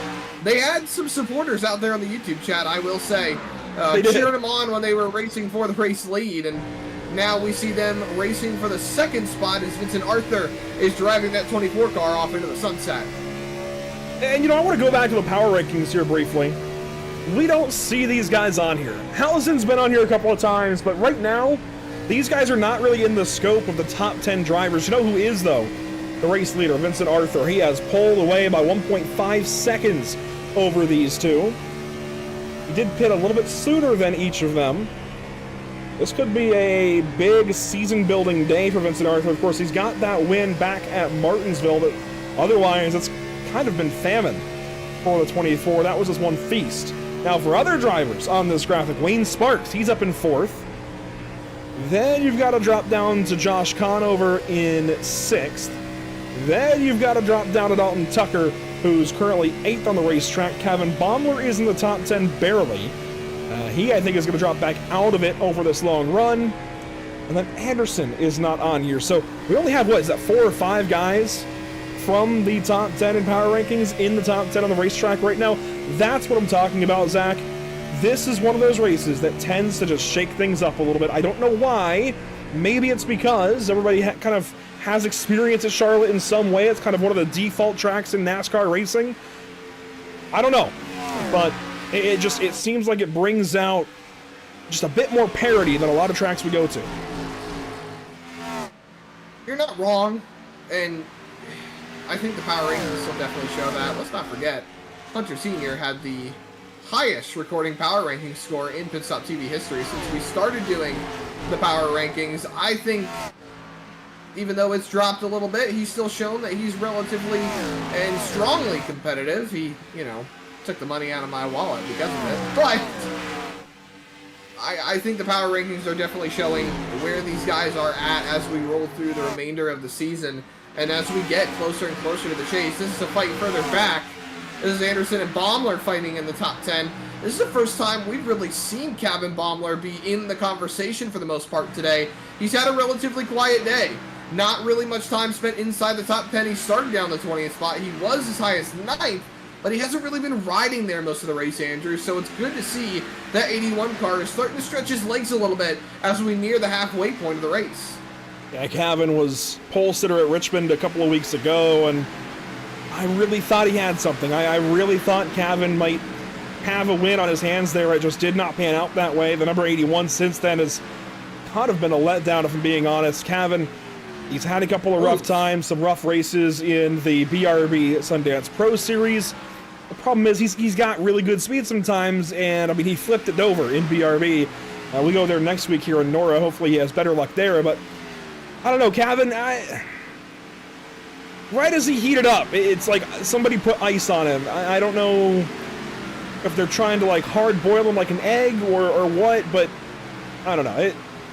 As soon as he got going, it's like all the wind came out of the sails, and here he is now dropping a little bit low. Actually, spins a lap down, so that's not a pass, but the 4 behind him is for position. Meanwhile, Housden has gotten by Christenberry for second. And I'm a Kevin Baumler fan, let me tell you. I was the first to be excited about his pole at Richmond. However, since then, it just, I don't know. He led a bunch of laps at Richmond, but he didn't win that thing. Still finished decently. But since then, Zach, it's been kind of rough going for the number 81 as Tucker and Conover swap spots. Tucker moving up, Conover moving back.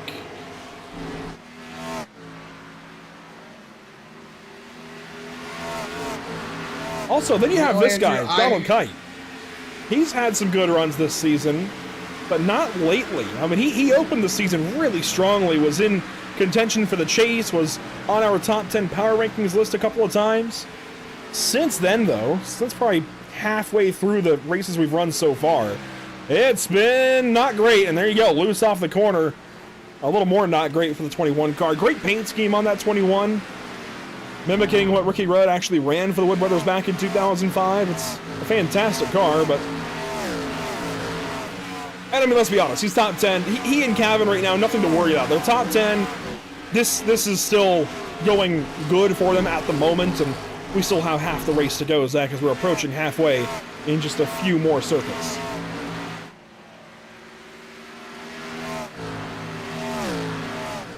Still a lot of good storylines as we roll throughout this race.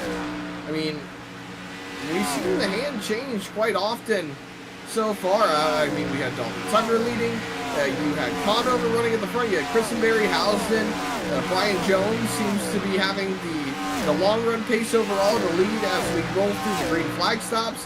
It's Arthur taking over the race lead this late in the race so far. I say late, but we're not even past halfway yet, so you can't even consider it late. It's still technically early, but I think there's a lot of headlines to look at over the course of this race, especially Tucker. I think that's the biggest headline that we should be talking about.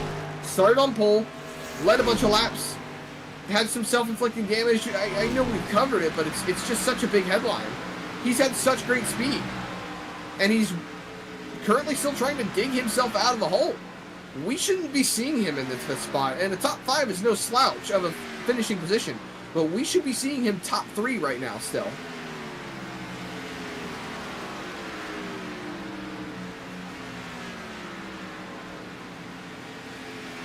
Well, Dalton Tucker has moved back into the top 5, and is starting to recoup everything he once lost in this race. And he has the All-Star win to back it up last week. Granted, I mentioned earlier that was run with an alternate package. Before Housden catches Arthur, I want to look at this here, Zach. The car specs for these 2003 NASCAR Cup cars, here they are, 900 horsepower, that's the headline.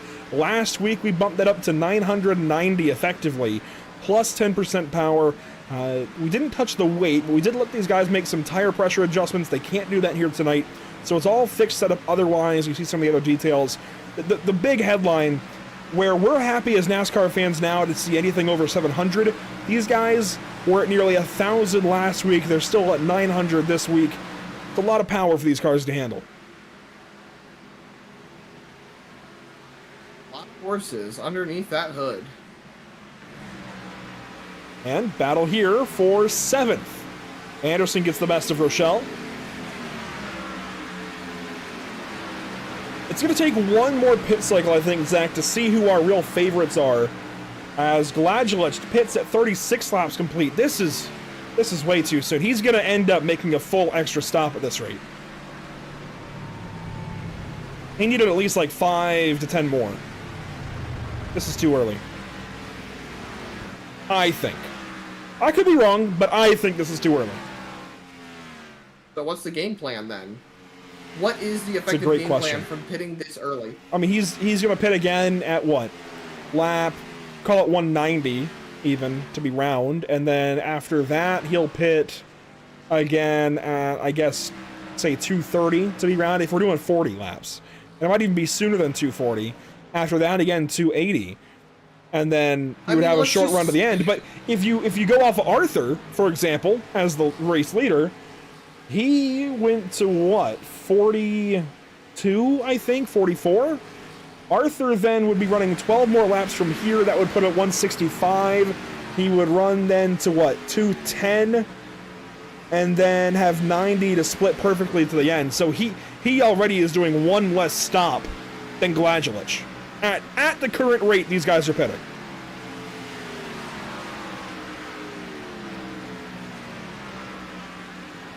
Math is not mathing, Andrew. Not for Gladulech. It is for everybody else. Not for the 20 car.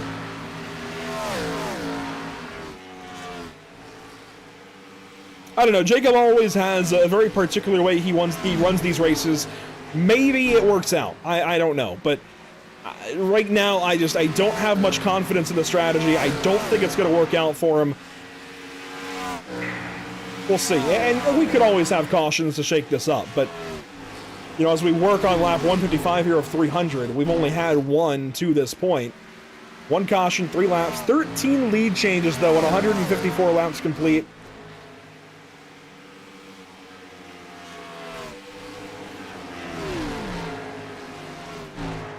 And we're starting to have a battle for the lead maybe develop. Ryan Housden has just about caught Vincent Arthur to the point that he is in that aero wash. And there you see, he runs a little bit higher there in 1 and 2, try to get some nose on, or air on the nose rather, and point it back down to apex late, drive it out of the corner. I like what he's doing here. I can't remember the last time I heard someone refer to it as aero wash, but I can't disagree with you. I like how Housden is really working this at the moment. He's trying to find a way to get around Vincent Arthur. He's got to do it smart. He can't lose time to Christenberry, even though he is like 6 seconds back. You see him just out of camera shot. Housden running a bit of a higher line. He's got to try to find some clean air on that nose. Cuts a little bit further down in the center of the corner. Gets a really nice run off. Closes that gap ever so slightly. Good battles deep in the field. We'll look at this real quick. Caden Henry Oaks, Isaiah Watcher as 2 newer drivers to the series. They are side by side here off of turn 2 with Brady Motes just behind. And we were singing Brady's praises earlier. He's now buried in 15th, trying to work back through on somewhat newer tires. Again, I think there's still some validity to this in the long haul, but I do think maybe it might be worth a switch up for the 8 car. Find something different. Find what works for you. Maybe hope for a caution at some point or two. see if you can't get a bit of a reset on it as well. Just, it's a hard pill to swallow in a way, because you know you have a fast car, especially if you qualified well, and trying to work yourself back up out of the either self-imposed or non-self-imposed gap. Oh, that's the wrong team. Well, so okay. Admittedly, Zach, I'm learning very quickly. We need to have multiple spreadsheets at work for this, because I've used a master spreadsheet for everybody's driver info for, I don't know, about 6, probably 9 months at this point. Maybe longer. I'm not sure. Honestly, probably a couple of years now. Regardless, there's multiple teams entered for Brady Motes, Whiplash Racing and DEI, and that's actually a great segue into something I've been wanting to talk about. Upcoming broadcast for us here, Zach. I'll make this quick, but let's take a brief look at them. Next up for us, it is actually the BRB Sundance Pro Series, where Brady Motes will be racing for Whiplash Racing in a Ford Mustang. That'll be at Mexico City tomorrow night, Autodromo Hermanos Rodriguez. That'd be fun to take these cars to. The Busch Series went there at the time. Then, Thursday evening, it's Road America for the North American Racing League GT3 drivers, the pro drivers, that is, out at Road America this Thursday evening. What was going to be the biggest week in broadcasting history for us at Pitstop TV has changed. The Dirt Sprint Car Championship Series had to postpone their race that was scheduled initially for tomorrow. So Kokomo will run later on this year, but then Friday you see our Steering Wheel Nation race at Charlotte later on this week, and then an All-American Racing Network event at Charlotte as well. So potentially 3 broadcasts at Charlotte Motor Speedway this week. It's a good time, I guess, to like Charlotte. Pretty excited for that charity event coming up on Saturday for the All-American Racing Network. There's a lot of great causes, and I'm so glad to be having fun with friends and supporting a good cause, and I get to race. Yeah, and to speak on that a little bit, that will be in benefit of breast cancer awareness, and we're going to tell a bit of a story. My sister, Sasha, actually just got through breast cancer. She just beat it, basically, into remission, I believe would be the term, and she just did her last transfusion, I think, a week and a half ago, or maybe even last week. Regardless, it's very recent that she has gone through her last bit of treatment for her bout with breast cancer, and she's giving us some advice on kind of where to direct some of the donation funds and such, but it's a $5 donation required for that event this Saturday. There'll be some more information public soon on Pitstop TV's Discord. I'm excited. We're going to have legend cars here on the Charlotte Legends Oval on the front stretch. That'll be part of Whiplash Racing League, but in partnership with All-American Racing Network. And then AARN is bringing out the wives and girlfriends for a better half race this Saturday evening in ARCA cars here at the big track at Charlotte, followed up by a truck race for all the dedicated sim racers in the league right back here at Charlotte. So going to be a lot of fun. I'm excited for Legends, ARCA, and trucks in the same night. That just feels like a whole lot of fun, especially here at this racetrack. So as we are on the brink of green flag pit stops once again, let's also talk about how lucky we are to have this particular fight. I think a heavyweight in Vincent Arthur versus an up-and-comer potentially in Ryan Housden. With pit stops on the way, you've got Tucker and Christenberry side by side here. This is for 4th. And there are battles all throughout. Senior, Kite, and Rochelle are all racing, and then there's a line of cars, as actually one of them will pit. Kevin Bonler to the pit lane. This is at 44 laps complete for him. Caden Henry Oaks at 43. Same for Kyle Tubb.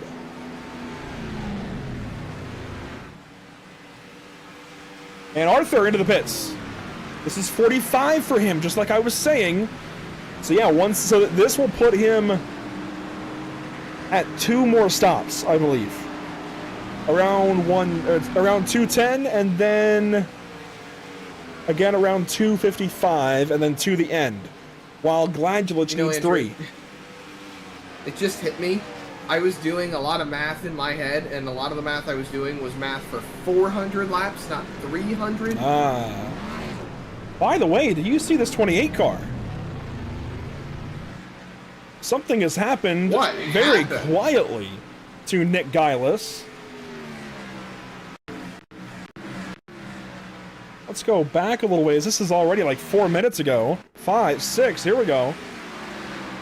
It's been a while that he's been in the pit lane. This is off of turn 2. Matthew George just behind. I don't think George started this, but he sure did finish it. Really no fault of his own. Guy was just all over. And then up the racetrack, I'm surprised this wasn't a caution. Wow, Nick Ham. My goodness. Well, that was Dramatic. You see it. I think Yeah, dramatic very. is a good word. Nick actually put something out on the YouTube channel, said, you know, sucks, he was having a lot of fun, but the air gets packed on the bumper of the car and it just gets loose. Midway down the backstretch, he has to lift, and well, no steering at that point. Oh, man. That's a nomination for Murtis Esports, Murtis Mega Mess of the Race. Absolutely. I'm gonna be honest, I don't see the same thing he's saying with air being packed on the bumper, or the spoiler even. I mean, there's gonna be a car length between them off the corner, and he's still getting free, and then, well, George kind of gets him there at the end, and maybe George could have lifted some more. Maybe Guileless would still be in the race, but I believe that was Nick Ham, wasn't it, that just barely missed him? Yep, that was in the 88 car.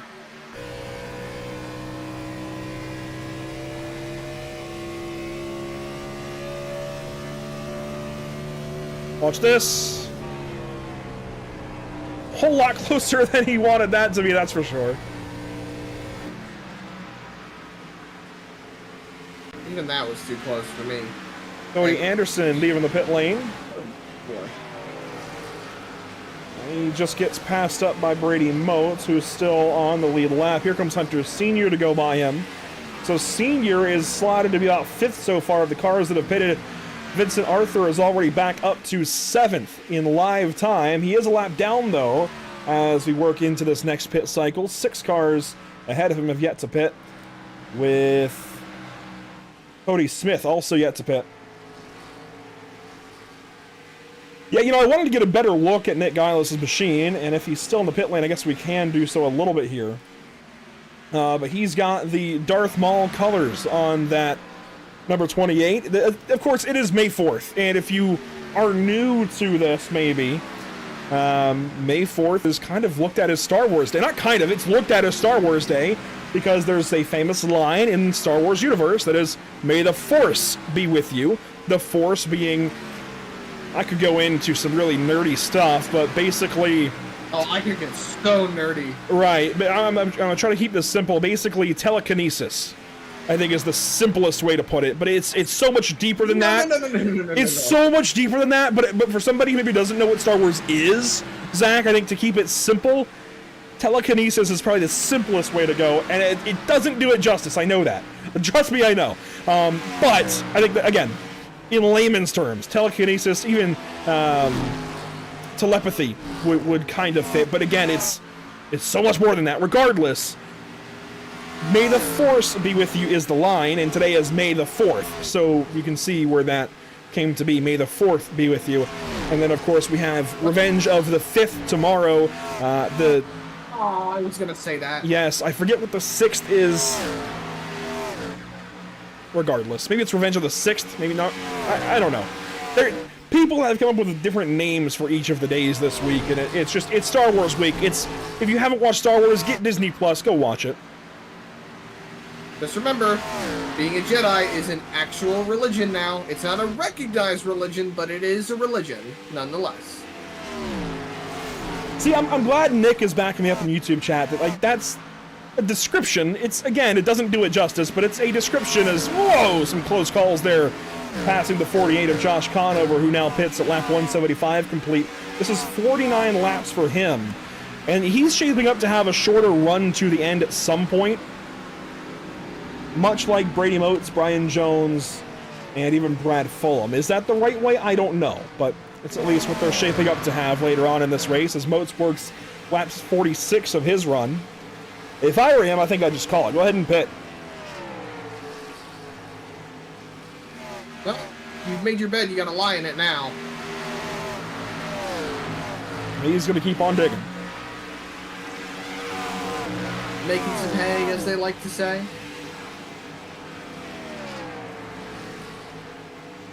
What do you say, Zach, as this pit cycle wraps up? What do you say we do some Pit Stop TV sounds of the sim? I'm here for it. I love hearing more race cars. We'll turn our mics off for just a moment. Listen in. Should be fun.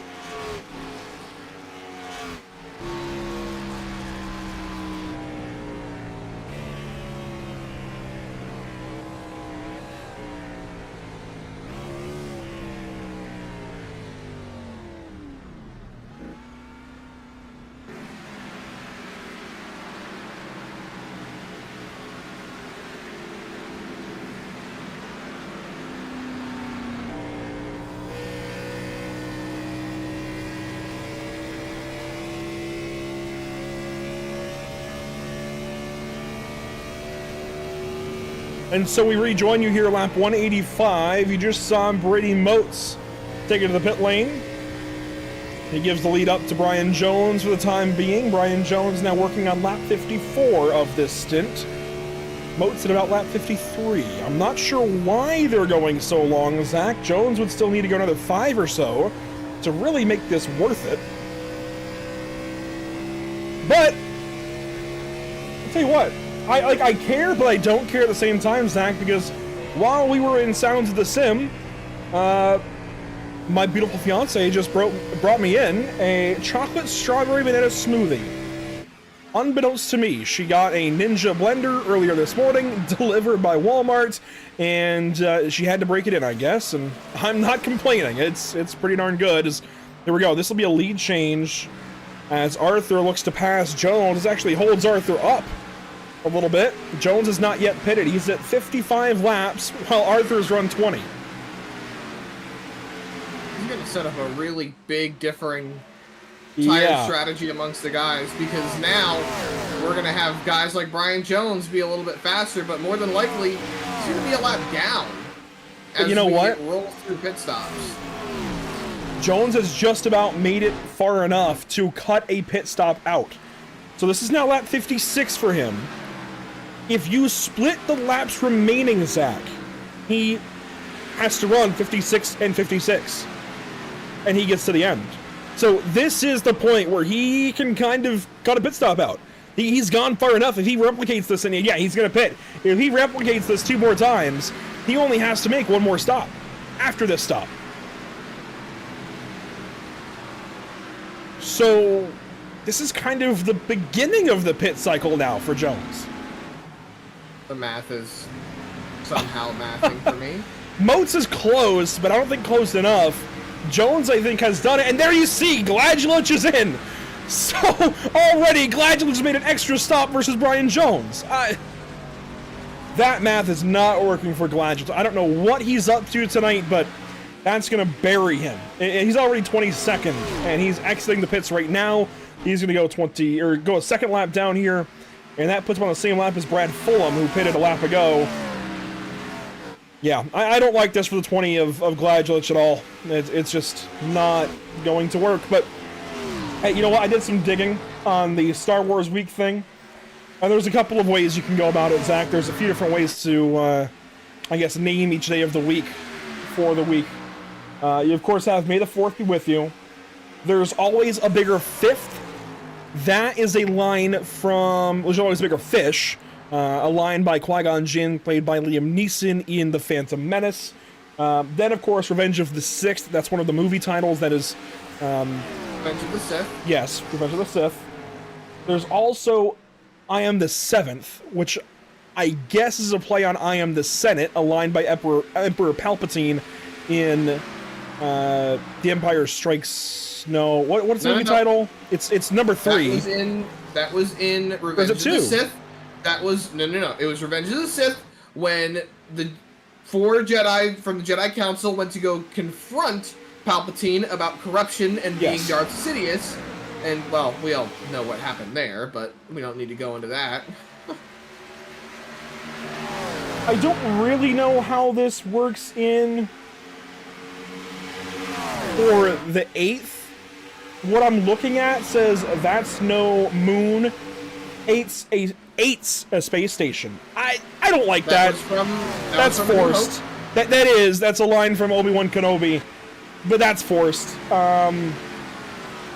There's also, hang on, let me open this in better quality, if I can. A 9 addition to my collection. That is a line from General Grievous.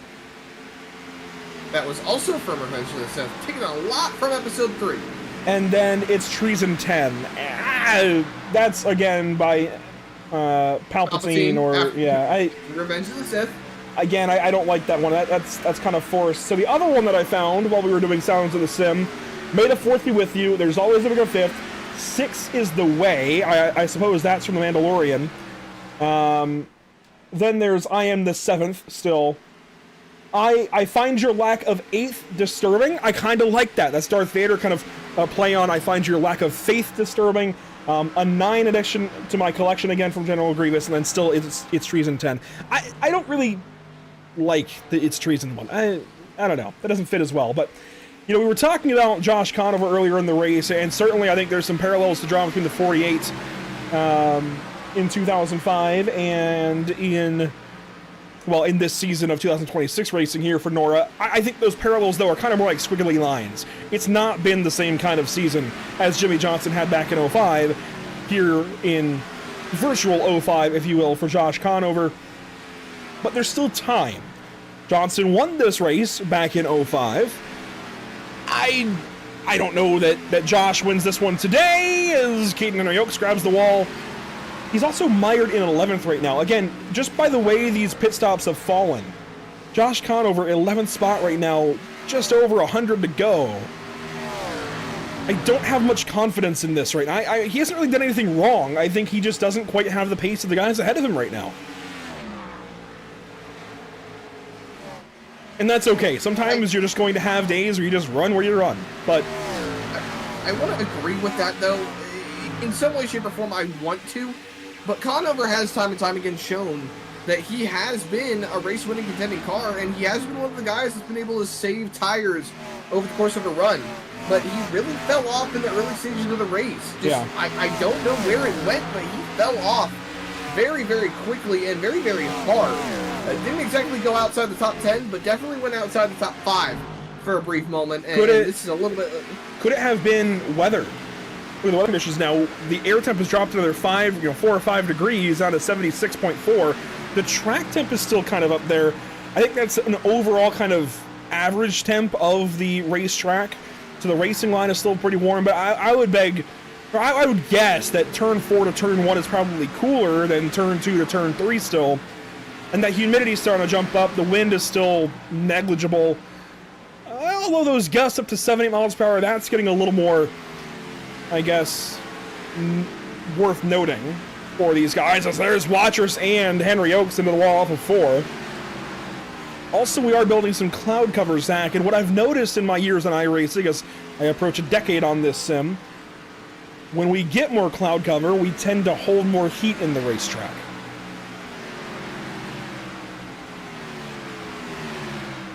Like, it can't escape, in a way? Yes, and that's true as well. I think, a general, I guess, thermodynamics of the atmosphere. If you've ever noticed, in fall sometimes when it's overcast, even in winter, and it just doesn't really feel like fall or winter. It feels warm even though it's gloomy and it feels like it should be cold.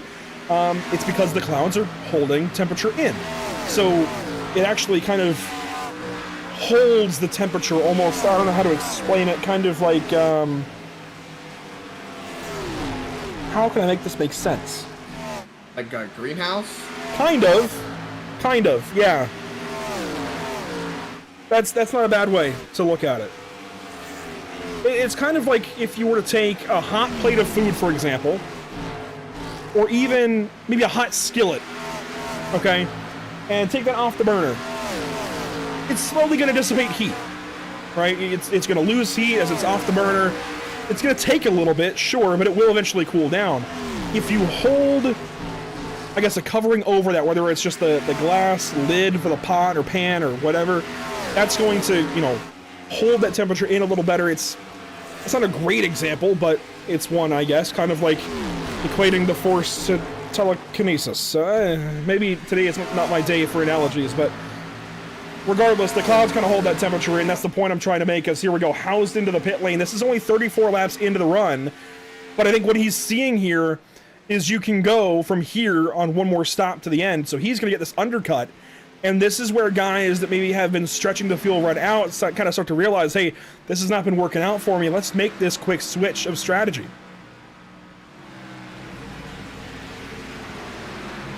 Strategy shakeup.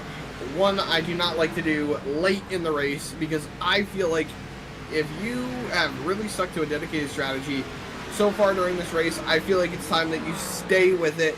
Switching it up this late, it can prove detrimental, especially if we don't have a caution. And we think about the cautions that we have had in this race, Andrew. But one. We've only had what? Yeah, the one caution with Durheim and Tucker. We've been green the rest of the way since. Also, Rusty Rafferty checking into the YouTube chat. Good to see you, Rusty. I think he's making his return to BRB tomorrow. He's been away for a few weeks. I know he went out to Jamaica, actually, down to Jourdain White territory. But yeah, Rusty getting back on the track tomorrow night in the BRB Sundance Pro Series. He's chiming into the YouTube chat, kind of saying what I said was at least down the path of being correct, I suppose. It's like cooking rice. The lid holds the heat while it simmers. The clouds are letting the track simmer. And so just, again, it just kind of holds that temperature and the humidity in a little bit. as opposed to allowing it to escape, it kind of creates a barrier. Yeah, I think we're on the same page there as Christenberry is into the pit lane again. Somebody who I've kind of seen as a good long run car pitting earlier here. This is only after 37 laps of racing here for Jake. Anderson now is in. Again, another long run car. Only 35 laps on the track for Anderson. These guys, I think, have realized they've given themselves too much insurance and kind of put themselves behind the 8 ball, so they're trying to pit early and get the undercut to make it back up. Will it work? Time will tell, as Conover slices around the 81 of Baumler and dices to the inside of Rochelle. I don't see that undercut working out in the best way possible for them. Give it time. Give it I don't know, time. Andrew.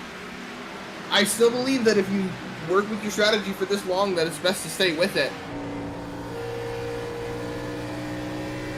Give it time. I think Arthur is on a really good strategy personally. I think that's kind of the best kind of middle road path you could go down, and he's doing the pit lane at probably about 4 laps, about 2:12. Maybe even a lap or 2 sooner, since we're seeing so many others pit. But since we've been green for so long, he's worked himself enough of an advantage, about 3 seconds over his teammate Wayne Sparks. I think he's got a little bit of leniency. What he has to actually watch now, Zach, is the 3 of Tucker, who's climbed up to 3rd and is actually trying to go past Sparks into 2nd. And so just like the All-Star race a week ago, it may come down to the 3 and 24. Arthur may want to just go ahead and pit here in a lap or 2 to try and get a leg up on Dalton Tucker, who pitted about 6 laps after Arthur that last time around. And there's the pass for 2nd. Tucker up in front of the 5.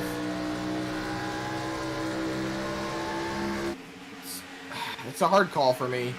It's truly a hard call for me. You and I have gone toe-to-toe on differing strategies many typically times. do. So, I can't really say that I agree with all the short pitting, but at the same time, if everyone's doing it in some way, shape, or form, you have to respond.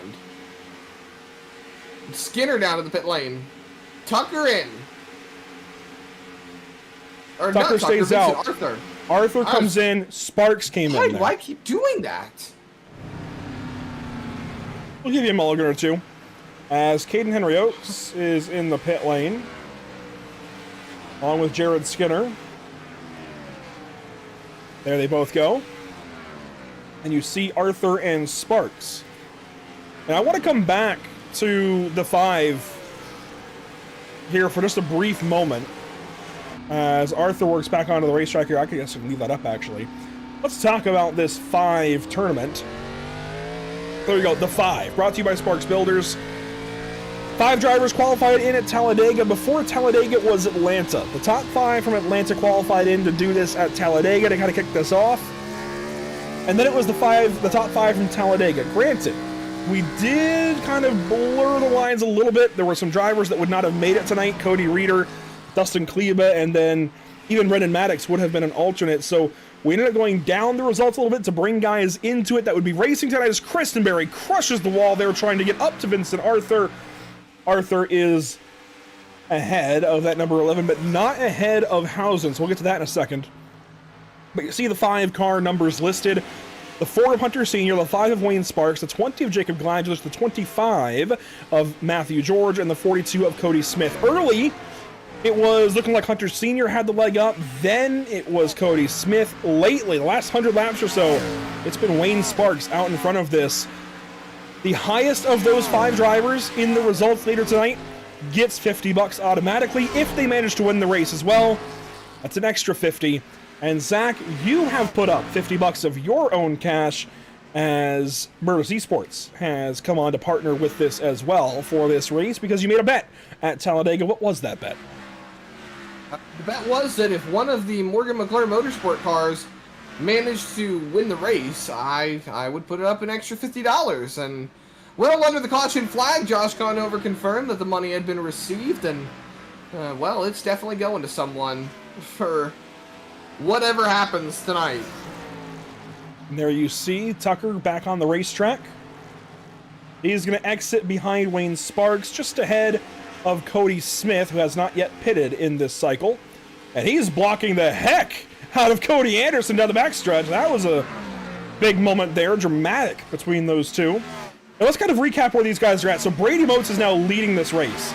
He has not made his penultimate stop just yet. He's got to pit 2 more times still in this race. He's trying to pit 1 more time, but I don't think he's going to make it work. So then we look to Housden as the top driver who has just 1 more stop to go.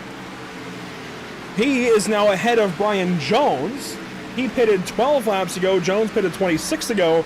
But I believe Jones' strategy can work, as there you see Guylis back on the track, and Housden grabbed the wall. So of the drivers that have 1 stop to go, Housden leads, Jones would be second, Arthur would be third. There you see him, about 2.5 seconds behind Brian Jones. Then it would go to Jake Christenberry. Those are your top 4 currently. Your top 5 would include Wayne Sparks. So still, the 5 car on top of this The 5 tournament.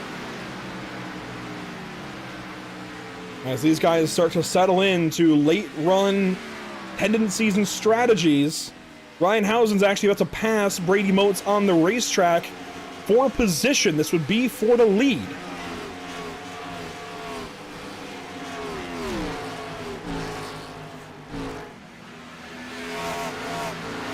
Now, if you go back, going at it. If you go back on NASCAR Classics or on YouTube and watch the 2005 Coca-Cola 600, you will hear towards the end of the broadcast Mike Joy make several references to the record number of cautions at the time, Zach. That race set the record for most cautions in a Coca-Cola 600 and also most cautions, how about this, in a NASCAR Cup Series race at the time. How many was that exactly? What's that? I said, how many?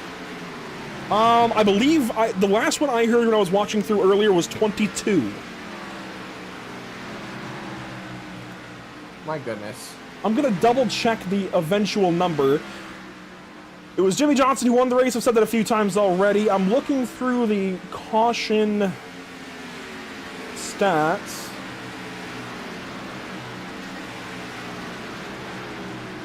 I'll get back to you. Oh, yeah, 22 cautions for 103 laps.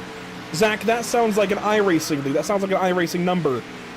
That's over a quarter of the race spent under caution. That's not normal for the NASCAR Cup Series at all.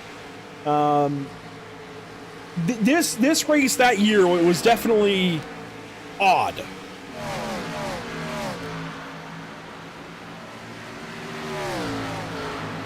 There's been a lot of odd races over the course of the years, but... And you know what? That race, from what I can find, that race still holds the record for the most cautions in a NASCAR Cup Series race. Next up would be Martinsville in 2011, Darlington in 2009, and Texas in 2024. Those races had 18, 17, and 16 cautions respectively, the most though ever in a NASCAR National Series race. That goes to Hickory back in the 90s. Hickory? 26 cautions in a Busch Series race at Hickory. I forgot they had Busch Series races.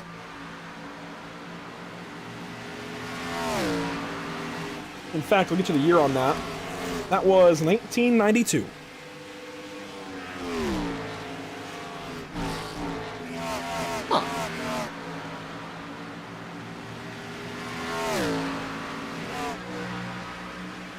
Well, I'll be a mother's uncle. I am still an avid supporter that NASCAR should return to Hickory Motor Speedway, but that is neither here nor there when it comes to the matter of this race. This is on board with Hunter Sr. as he chases down that 21 car of Kite. This is for the 12th position. Conover right in front of them on the outside line through 1 and 2. We talked about Conover just slipping further and further back. over the course of the run. Now, who has the fastest lap right now? That's a good question. I'm looking through. So I'm starting to think about fantasies. Oh, you know what? And, well, I can do this. Baumler. Baumler. 29.81. Wonder who picked Baumler to have the fastest lap. Let's take a little look. Not me. Well,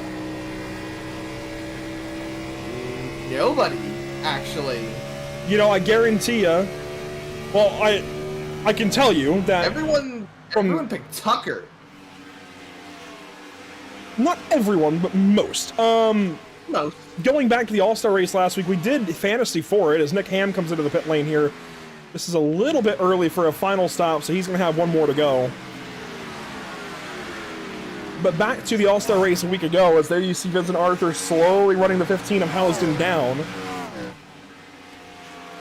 We, of course, still did picks for the All-Star, and one of those picks was still fastest lap in the All-Star race. Nobody got that one right. Again, a lot of people picking, you know, Tucker and Arthur and some of those guys, maybe a Conover in there or two. Joseph Andujar III had the fastest lap of the All-Star race last week. It was on lap number 3. So a shout out to him. Baumler set that lap. I don't know that there's a great way for me to check that right now. Also, Zach, this just in, Cody Smith seems to have parked it. Now that is interesting. There he is in the pit lane a few minutes ago. So he has some damage. This is going back a minute before he pitted. And does he have that damage to begin with? No. So I would expect this maybe off of turn 2.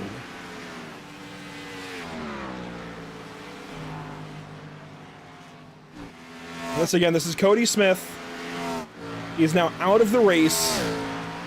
Got the wall there out of 2. Boom! Outside wall there again. No caution for this. I'd argue that should have been one. Wow. How was that not a caution? He practically took the rollable chicane.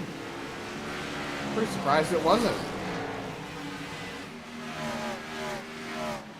And so that is one of the 5 drivers out of this.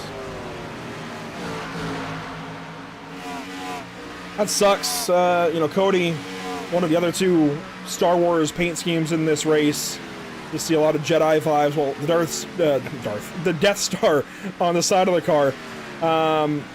Unfortunately, the 2 Star Wars cars have had really bad luck. They are 23rd and 24th currently. So we got ourselves a fight for the lead. Zach, 70 to go. Next time by the stripe. Vincent Arthur versus Ryan Housden. I think Arthur's got the leg up, certainly on pace. But can Housden try to out-strategy him here in these final 70 laps? Don't talk to me about strategy right now. I'm so confused on what the strategy play is amongst any of these drivers specifically. It's going to take a lot to out-strategy. I can tell you that for certain. But look at this. It's full well possible. Side by side here, that's Tucker and Sparks. Tucker on the outside, clearing Sparks right here for 3rd. That puts Sparks back to 4th, but you know what? Wayne Sparks has really nothing to worry about right now as far as the 5 goes. He's even got about 5 seconds back to Jake Christenberry, let alone the 14 seconds back to Hunter Sr. Hunter Sr. being the next driver in that 5 tournament here today. It'll be interesting, I think a lot more interesting, to see how this top 5 impacts Indianapolis this summer, right? And let's take a look at the schedule even for this. There you see the schedule for this season of the NORA Retro Cup Series. Again, it's emulating a bit of 2005 magic. That said, there are some changes. The 2 largest, Montreal at race 18, Rockingham at race 28. Those are the 2 biggest changes to this schedule. It takes out a Darlington race, I believe, and puts in Rockingham. And takes, I'm not sure what race we lost over the summer, actually, in order to get Montreal. Why can I not tell? Is it a... No, we have 2 Michigan races, 2 Richmond races, 2 California races, a New Hampshire race. It was New Hampshire. 2005 schedule? New Hampshire. New Hampshire had 2 dates at the time, so a New Hampshire race out for Montreal, a Darlington race out for Rockingham. And, of course, Circuit Villeneuve will shake things up. But, again, in the scope of what I'm talking about, we have, what is that, 9 races until Indianapolis? So we're on the bottom left of the graphic here, the bottom of column number 1. So between now and Indy, we've got Dover, Pocono, Michigan, Sonoma, Chicagoland, Montreal, Daytona, and Pocono. Again, 2 Pocono races before we get to Indianapolis for the next race of the 5 tournament. And that will set the field, I want to say. Actually, I don't recall, so I'll go check. But that will set the next top 5 for the next 5 race much later on in the season. I'm trying to check on that now. Bear with me. If Discord would load, that would be fantastic. It'll be Bristol. And then Bristol will set the top 5 for Martinsville.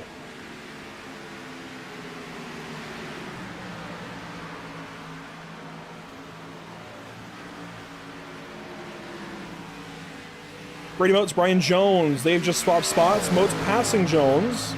No, Moats is about to lose a spot to Jones.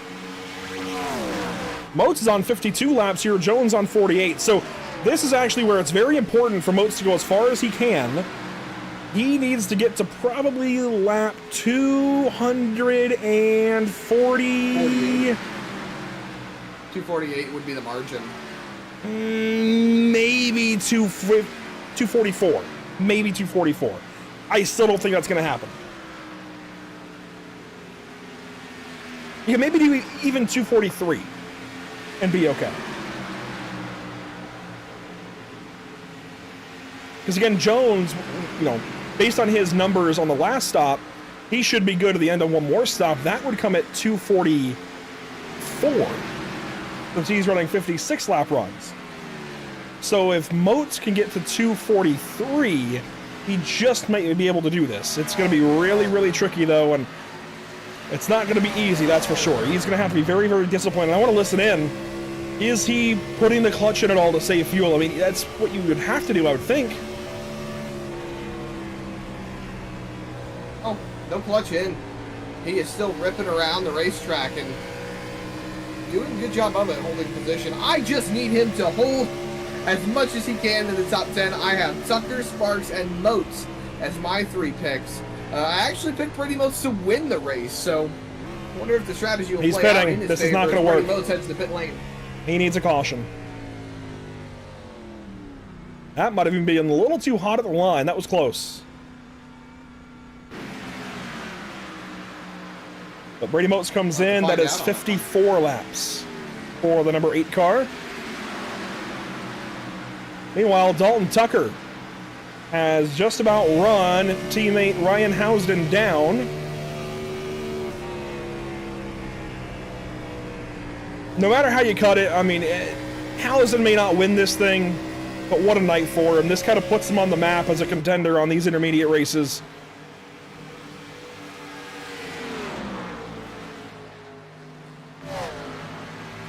And yeah, there goes Tucker right on by. Really not a surprise there. The 24 and the 3, they dominated the All-Star race last week. Finished 1-2, I believe, and here they are recapturing that magic, that speed, that prowess this evening. And wouldn't you believe it, Zach, we're finally approaching the point in time that we will talk about the North American Racing League Driver of the Day vote. I mean, certainly these two have to be a lock, right? I would think so.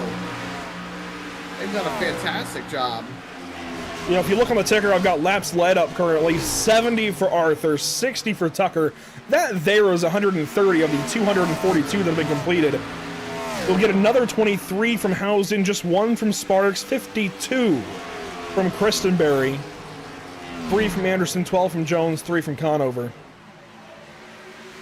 That's certainly the lion's share. A handful more from guys like Ham, Motes, Smith, and Guileless. But I mean, look at Brady Motes now. He just completed his pit stop, Zach, and he's not good to the end. He's still going to make one more stop, so he's in the same boat as these guys now, and he is dead last of the cars still running, aside from Nick Guileless, who came back out after extensive repairs. So Motes, nearly 2 laps down, completely missed it on strategy today. He went for it, and I applaud him for doing so, but complete swing and a miss, as this is a battle just ahead of the race leaders, Skinner and Rochelle. This could be what allows Tucker to catch the 24. It potentially could. And, you know, floating back to the strategy calls, you can't necessarily blame Tucker, or not Tucker, Motes. Jesus. You can't necessarily blame him for trying something different. I think a lot of these guys really need to switch it up because they weren't going to beat anybody on raw pace. As there goes Brian Jones into the pit lane. And Gladulich again. But you know what? I'll give props to Jacob. He finally started running a different strategy. He ran 56 laps this stint, and he is slated to do another 54 to the end. So props to him. He has changed the strategy up big time. There is Rochelle. So a bunch of guys coming in now right on the cusp of the pit window opening. The problem here for these guys doing this, Zach, is if we get a late caution, late enough to force a green-white checkered, they got to pit. They do. And that could throw a wrench into the plans for everybody as Jones is back out onto the racetrack. And now we officially have to watch Jones and the rest of these pit stops because that is his final stop of the race. And he is the first driver to make a final stop of the race. Gladulich as well, maybe. Christenberry now is in the number 11. So now we get to kind of watch these guys and how they all compare as there goes Arthur to lap Watrous. He's also lapped Martin again.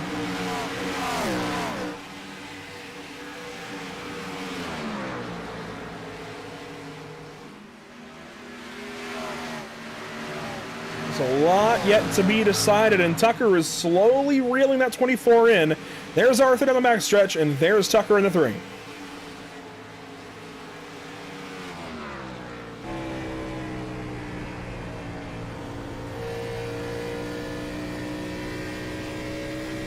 You know what we haven't used in probably about 200 laps? What's that? I'll show you.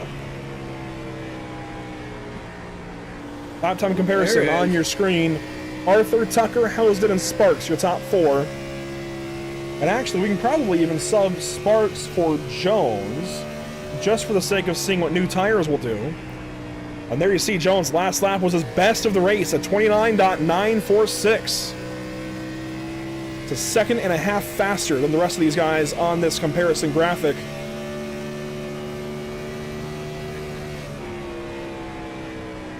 Meanwhile, Tucker continues to run just slightly faster than Arthur. And there's Rochelle, fastest lap of the race. I wonder if anybody had him for the fastest lap of the race. I'm sure someone had something. I don't know if anybody had Rochelle. I will say I picked him for my team this week, and I still feel decent about that. I'm not the only one to do it. Greg Thillison also did it. Rochelle even picked himself. I really think he's going to have something here in the end result, but time will tell. Rochelle, slow down the front straightaway. He's got damage on the nose. You're kidding me. Something just happened. You're actually I heard joshing someone me. call it out. I heard someone call it out over driver radio about not calling out pit lane entry. Rochelle's in the wall down the back straightaway. I'm trying to jump around. I don't see any damage to the 12. He's got nose damage. Some right side damage now, sure. Oh, that right front. That's not where it's supposed to be. So as we begin, and I tuned in at the right time. Yeah, as we begin our final pit cycle of the evening, take a look at this. Here's Kyle Rochelle, just singing his praises. Housden slow on the bottom. Oh no! surprised that wasn't a caution. He came to us just almost a stop on the front straightaway. Down to about 40 miles an hour, it seems. And that car is not going to handle right the rest of the race. Let's jump on board with him, actually, and see, when he comes to the backstretch, how bad is it? I mentioned he got the wall. Sure enough, there he did. Yeah, that's not ideal. Look at the wheel. He was going down the straightaway, and it was sitting at 11 o'clock. Let's go back a little farther. Let's see this moment for him. So Housen's that blue car on the bottom, racing with Sparks. That sounds like maybe Housen didn't call it out. I mean, you always need to in a race like this, where you've been green for 200 or 130 laps. You always need to call that you're pitting. You never know who can close up on you quickly. You know, I hear a lot of times people talking about how it's not really realistic. You don't necessarily need to call out that you're pitting. Well, I can tell you for certain it is realistic. These guys put their hands out the window. Yeah, and I was gonna these guys say. behind them know that they are pitting. You know, it's something that's necessary. You have to just be heads up about these things, and you have to be aware of what's going on the race or going on around you on the racetrack. You know, even at the short tracks, they call out that they're pitting, and that gets a lot more difficult when you've got blind corners with tight walls. There you go. Arthur and Henry Oaks both in for their final stops of the race. Henry Oaks a lap down currently, but is 5th. Now that is, of course, mid-pit cycle, but worth noting. Now, as far as the 45 goes, I mentioned he's kind of the benchmark, or at least was the benchmark as far as drivers making their final stops of the race. He is a little ways behind Ryan Housden, around 6 to 7 seconds, it looks like, I think. Housden is here in the backstretch into turn 3 already. He is the top driver that has made his final stop of the race. So let's see where Arthur comes out. There he is exiting into turn 1. Is Housden going to get there? I don't think so. Also, does Housden have any rear end damage? As Sparks, that's the fastest lap of the whole race. These guys are getting quick. And Housden is simply not going to get to the 24. Look at the right side damage for Housden. That's a lot right over the right side of the hood. There's Rochelle right in front of him. He's gonna park him. Oh, he's gonna wreck him. He's gonna turn him. Wow. Caution is out this time for Rochelle. You know, That's I'm gonna be honest, throw Zach. a wrench into everyone's plans. My initial response is to say, what the heck are you doing? My second response is, you know what? These guys have been racing with just one caution in 260 laps. They're probably gassed, mentally and physically. That might just be attrition and a mental lapse for Ryan Housden there. And this also leaves just 2 cars on the lead lap. Those are the 3 and the 21. That's a free pit stop right there, and suddenly everything that has happened at Tucker over the course of this race gets a little bit more negated. Let's go back and see what happened here at the 15 of Housden and the 12 of Rochelle the next time around. Keep in mind, Rochelle still has the damage. He did not fix it.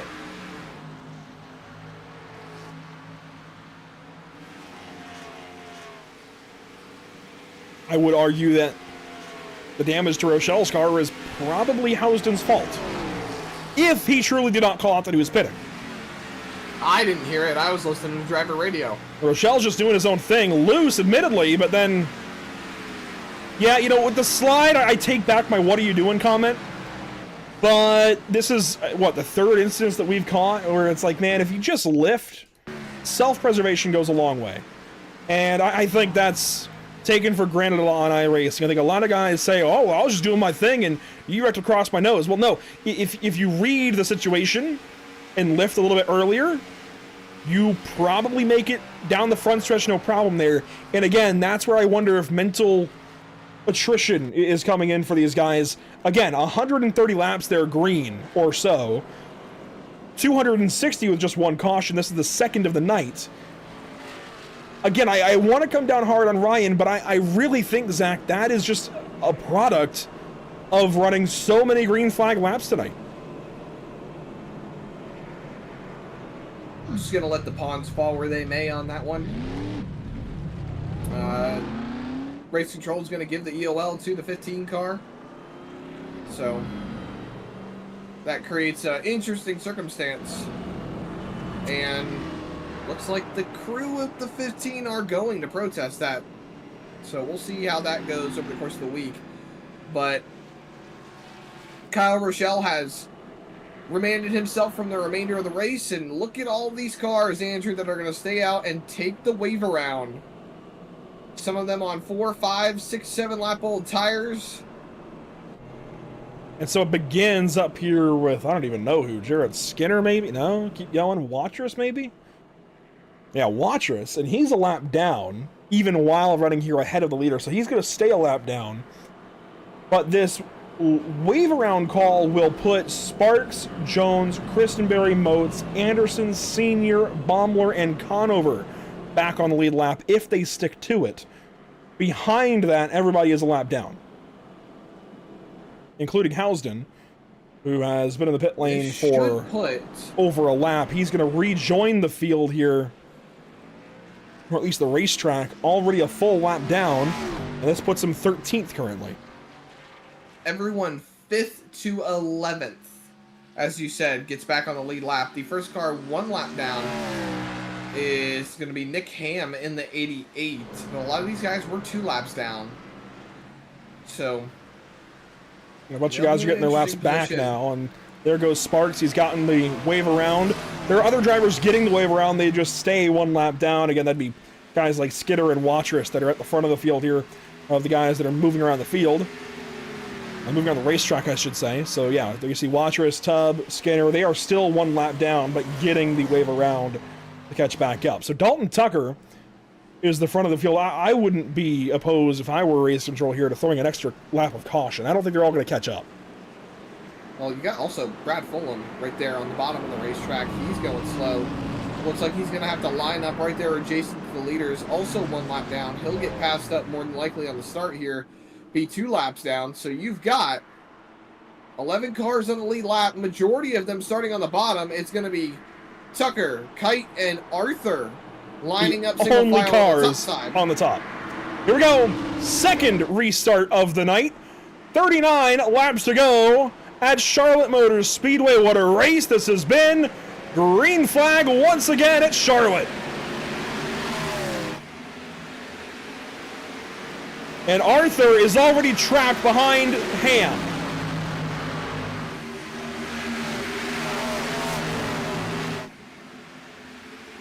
Off of turn number 2. Everything shaking up down the back straightaway, trying to fight through the sea of lap cars.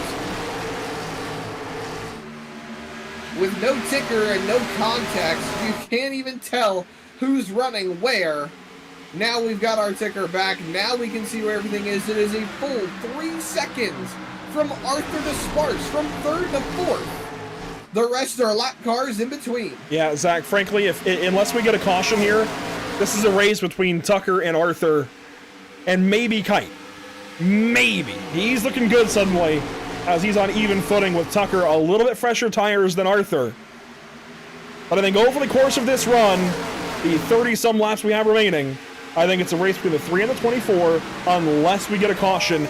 We do still have to monitor that fight for the 5, as there you go. Dalton Tucker, fastest lap of the race, 29.769.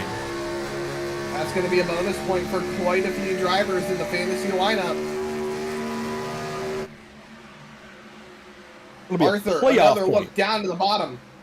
A playoff point, there you go. But down to the bottom goes the 24 car, trying to fight as hard as he can. The gap's still building. They're side by side down the front straightaway, and the gap is still building to Sparks, Christenberry, Anderson, and Housden steals away the fastest lap of the race. With the damage, that's impressive. Conover's moved himself into the top 10 over Brady Motes. Baumler hanging on. Brian Jones back there as well. Arthur has passed up for the 2nd spot. We have got, what, 35 right there. I was about to say. Arthur, fastest, 29.75. These guys have opened up brand new tires on a nice and cooling racetrack. That caution really helped the track temp come down. Look at that, 85 degrees now and the clear skies have helped the temp dissipate a little bit. I'm telling you, Zach, that's back to up to 86 as we get green flag laps going. So the track really, when these guys went yellow, the track really cooled down. That's something to note. If we get another caution, obviously it would make it a short run to the end, and it would be even better conditions for drivers that excel in short run conditions. I mean, the track would simply be probably 5 degrees cooler if we got another yellow.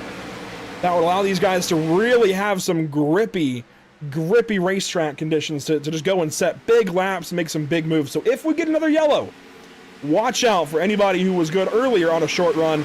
Otherwise, this is still just long enough. I think this is, again, in the court of the 3 and the 24.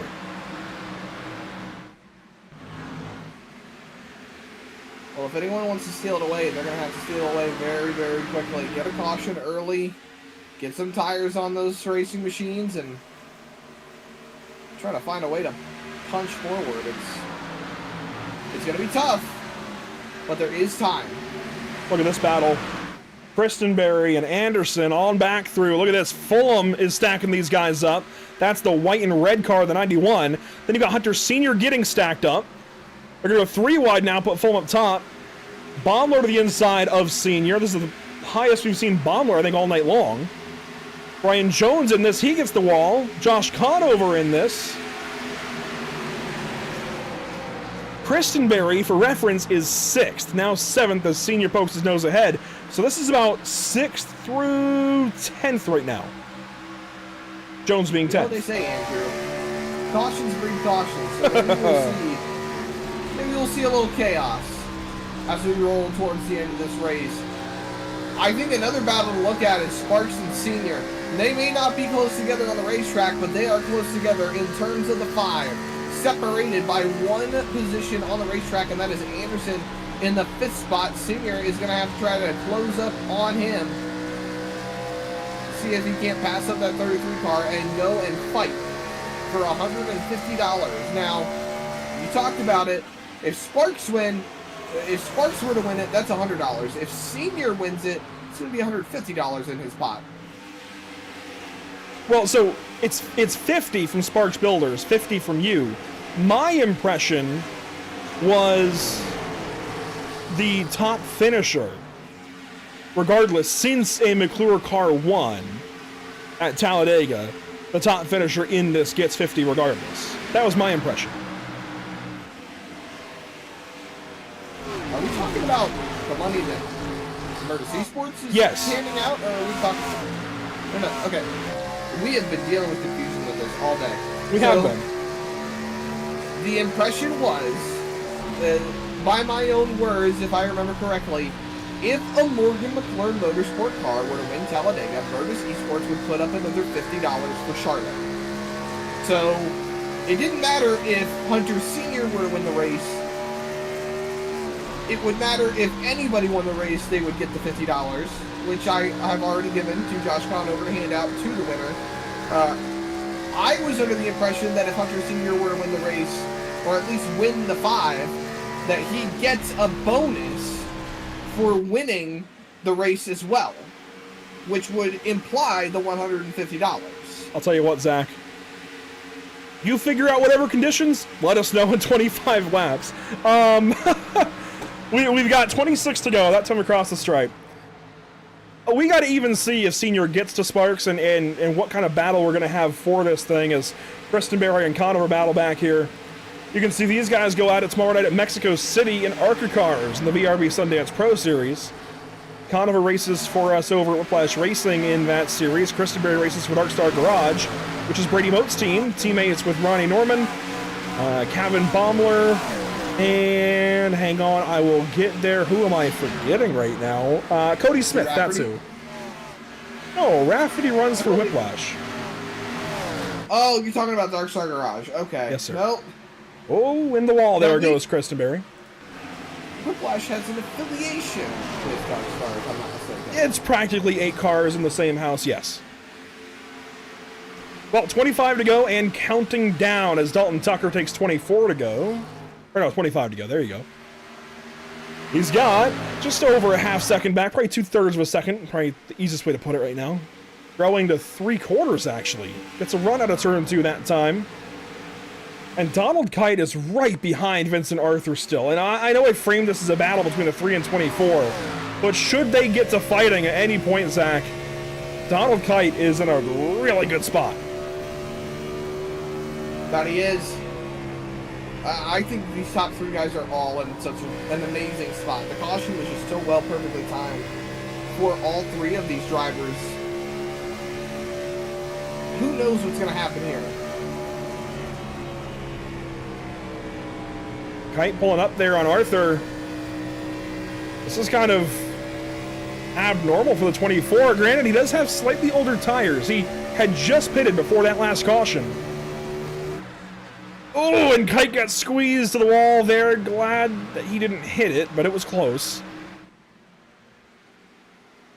This is the best battle on the racetrack currently, Zach.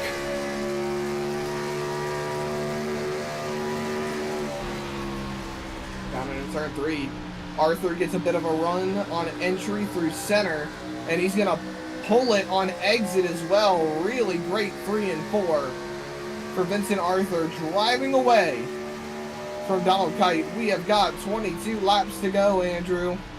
There is not a lot of time left for anything to happen.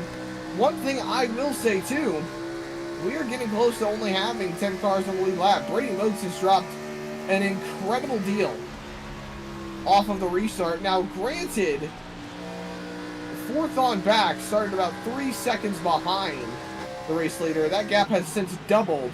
They also did not get to pit at that caution, so that's the main thing that I was getting at there. Motes is on 39 lap old tires. And he's going to have to pit. I think so. Well, we'll have to wait and see. 20 laps to go, 39 lap old tires, 40 here. Yeah, no, he's gonna have to pit. He's hoping it'll be close because right now. Remember, Jones was doing 56 to a run, and I mean Motes is already doing 54, but that's 6 laps of fuel you got to save. I don't like those odds for Brady, so I think he's definitely counting on a caution here in these final 20 laps. But you know what, Zach? We just hit 20 to go, so what do you say? We do some deliberation on today's North American Racing League Driver of the Day vote nominees. Shall we take one each of the top 2? I think so. I'm going to take my first pick as Tucker. The comeback has to be studied. I mean, he put himself in position to rally back up, and I think he did a stupendous job. And then I think my second pick has got to go to the second place car, Vincent Arthur. He's done a really great job to pounce himself forward. Wait, so you're taking both of these guys? I was saying you said we can take one each. So you would take one of the 2, and then I would take the other.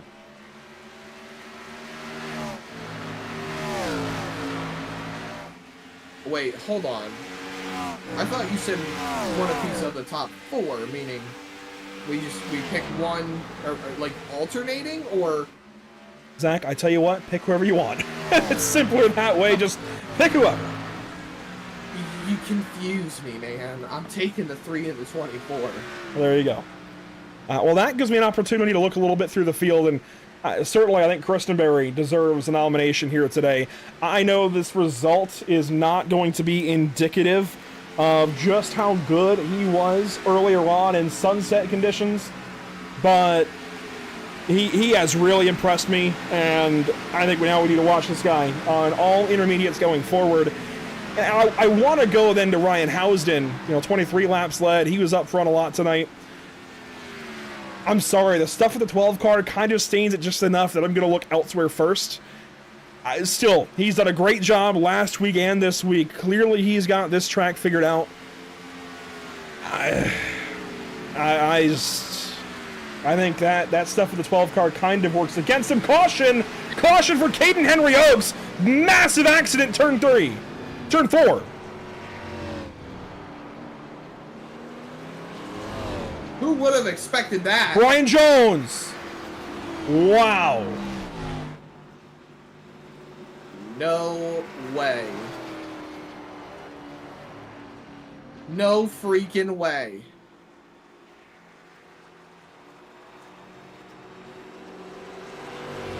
tires just came off of the 45 car. This changes everything once again. Let's go back and get... Oh, Jones, he's junk. Oh, we already knew he was junk, but he's in the wall again. Yeah, that car is well and destroyed. Let's go back and get a look here at what happened to these guys down in turns 3 and 4. So, Jake Christenberry, it seems, may have been in the meat and potatoes of this. Wow, what a miss for Christenberry! Holy cow! Oh, baby. So what the heck Oh, turned the 84 baby. around? He's racing here with Craig Martin. Down into 3. Martin just... I don't know where he's going there. Locks Wow, it down. Kevin goes off the Baumler track too. and- Oh, no! Baumler and Christenberry. 84. Wow. Caden Henry Oaks. I think he could have held the brake there just a little bit longer. Again, not really sure what the 22 is doing here. He's down onto the apron to make that. And Gassing then up a little bit too there. Caden was sliding, trying to let it go down the racetrack, and I think he was thinking he's already down to the apron. That's hit or miss, considering he was getting off of the racetrack, Zach. Like an exit onto the apron is not that bad in the grand scheme of things. It just so happens that Jones had already committed to going low. And that's usually where, in real life racing, a spotter will tell you to just lock it down, hold it there, and once he's clear, to get rolling when you can. But I agree. He definitely should have just held it locked down, but I don't think... But that's a perception thing. He can't see that Brian Jones is coming. Yeah, I don't think that the move to release the brake onto the apron is really that bad. In the grand scheme of things, he was driving, I agree with letting you. it roll onto the apron versus on the racetrack. It sucks for Brian Jones, and Brian has every right to be annoyed at the situation, but I don't think what Caden did there is really that wrong. But I want to get a look at these two misses. So we saw Baumler and then Christenberry. And Zach, these are each nominations, so you tell me which one's winning. No, I don't think I'm going to nominate Baumler because he just got wrecked under caution a little bit ago. We can cut to that later. But he hits the wall to get by. I think it's a lot more spectacular for Christenberry. Just might be. On board with Christenberry, this is coming down the back straightaway, going into 3. You see the contact way up in front of the peripheral. He's going. Oh. Still hits the wall, but Barely. a lot better. And you say that Baumler was then crashed under caution. I think there was contact with Craig Martin. It was right after they had bunched up behind the pace car. Let's go back a little bit farther. That's in the pit lane. Oh, yeah, we found it. These guys are trying to catch up. Remember, Martin was the car that got into Caden Henry Oaks in turns 3 and 4. Again, rather inexplicably. Baumler goes up. Not really sure what he's doing there. I would think maybe he's trying to claim his spot in line, but he did definitely just turn up into Craig there, so that definitely makes me wonder. That's kind of odd to see out of Kevin, honestly. I don't know. Let's see, how much time do we have until the restart? None. We're going green this time. 3 right now. We're going green this time. Well, it's as good a time as any we to announce that I'll be picking Donald Kite for driver of the day. Just Mr. Where did he come from? Started 26th, dead last. He's up here in the top 3. I know this short run to the end might now kill his day, but frankly, where did he come from? In the mix here at the end. Had a great run there with these guys ahead of him. He was keeping up with Vincent Arthur. Let's see what he's got. 12 to go. Charlotte Motor Speedway never disappoints. Green flag again in the Charlotte 450.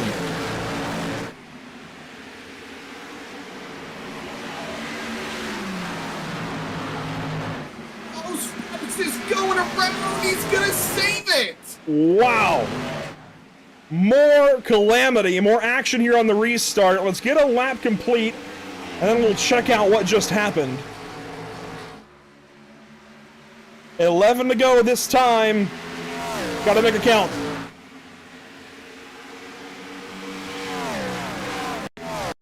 Let's go back here. Let's see what happened to the 5 on the restart. And we'll come back to live picture to the end of the race. So Wayne Sparks into turn 1. He's got Fulham down low. Kite right ahead. He tries to go middle, and Kite just chooses his lane. Fulham gets him. That's just aggression on the restart, and you know what? I can't blame either driver there.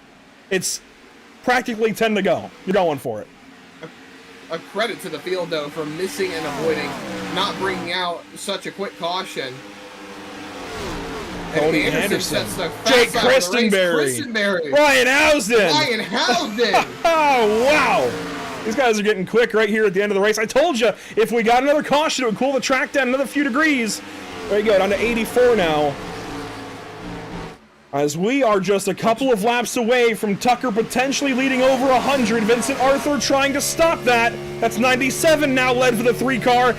9 to go.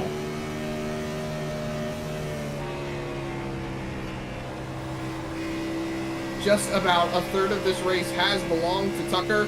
Whether it be at the front of the field or the back of the field, he has certainly made his name known tonight.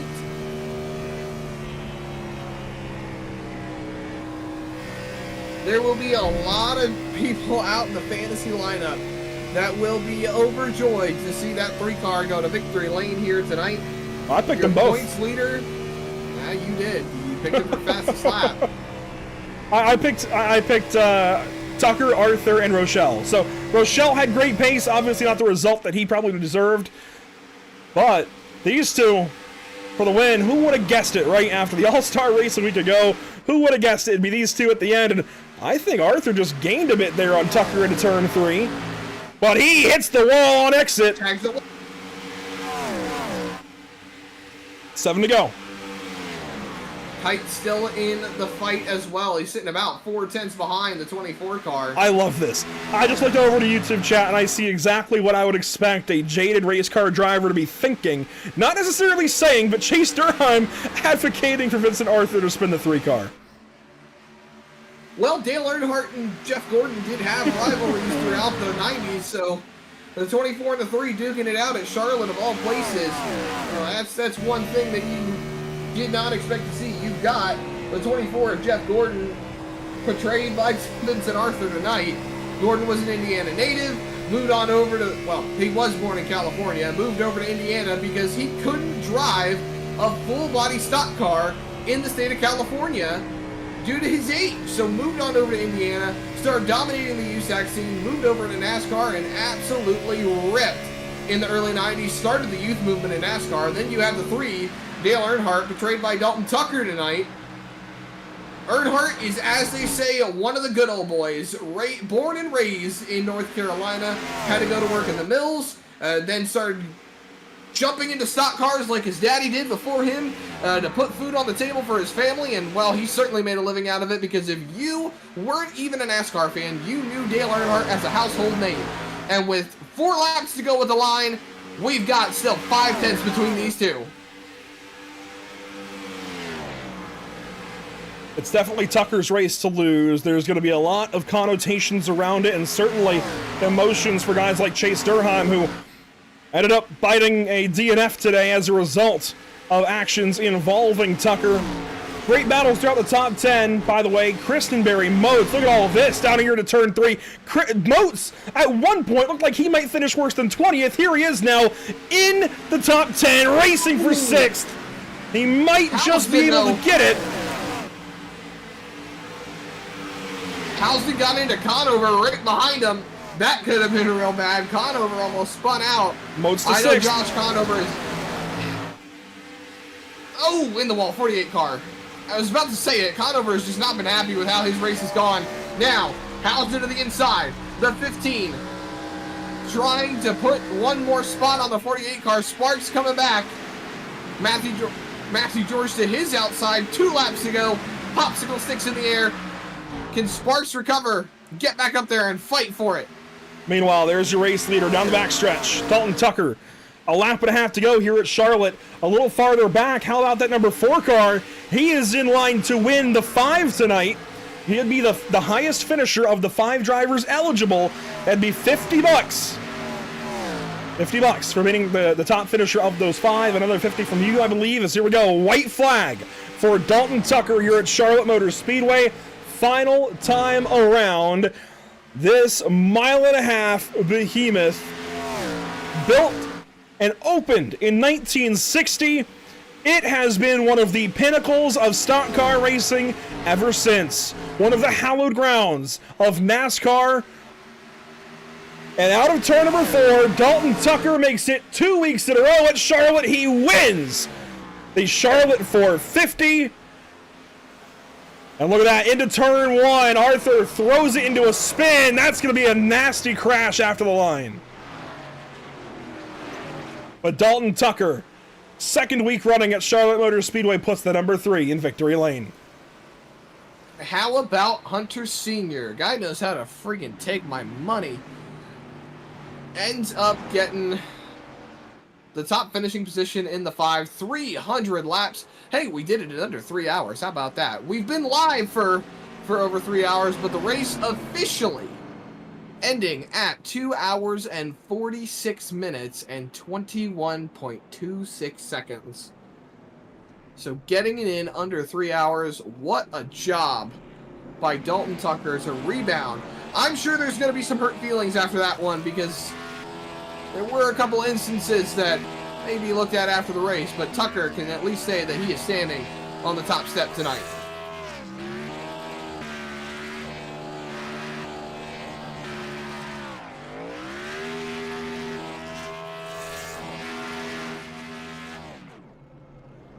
It's a victory celebration once more for driver number 3 here in the NORA Retro Cup Series. No, technically that car didn't race in 2005, but we're having some fun, as is Dalton Tucker. And you know what, Zach? Looking at race wins this season, this ties Tucker with Senior now for the most race wins this season at 3. And technically it's his 4th, considering he won the All-Star race last week. That was not for points. And yeah, he's doing just like he did last week after the All-Star race, heading through the Roval a little bit, having some fun. And he's not the only one. Brady Mote's out there having some fun in the Roval layout here at Charlotte, but Dalton Tucker... He can't find the exit. Taking the Bojangles drive-through is Tucker. He's heading over to Redneck Hill. You know, I actually didn't know it was called Redneck Hill. Yes, sir. That's why on our Roval track maps that we do here at Pits.tv, we label it as Redneck, the Redneck Roller Coaster through that section of corners. As there you go, Tucker going to take some celebratory laps around the speedway, it seems. Where the heck are these guys going?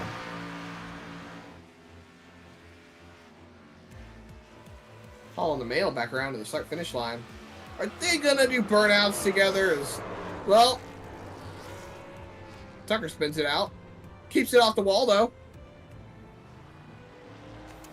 Hey, he's having some fun, celebrating a job well done. I mean, I think it's fair from Chase Durheim to feel the way he feels, but you know what? Look at the stats. 106 laps led. That's over a third of this race.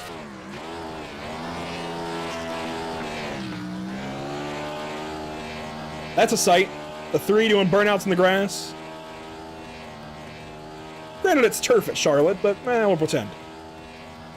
AstroTurf.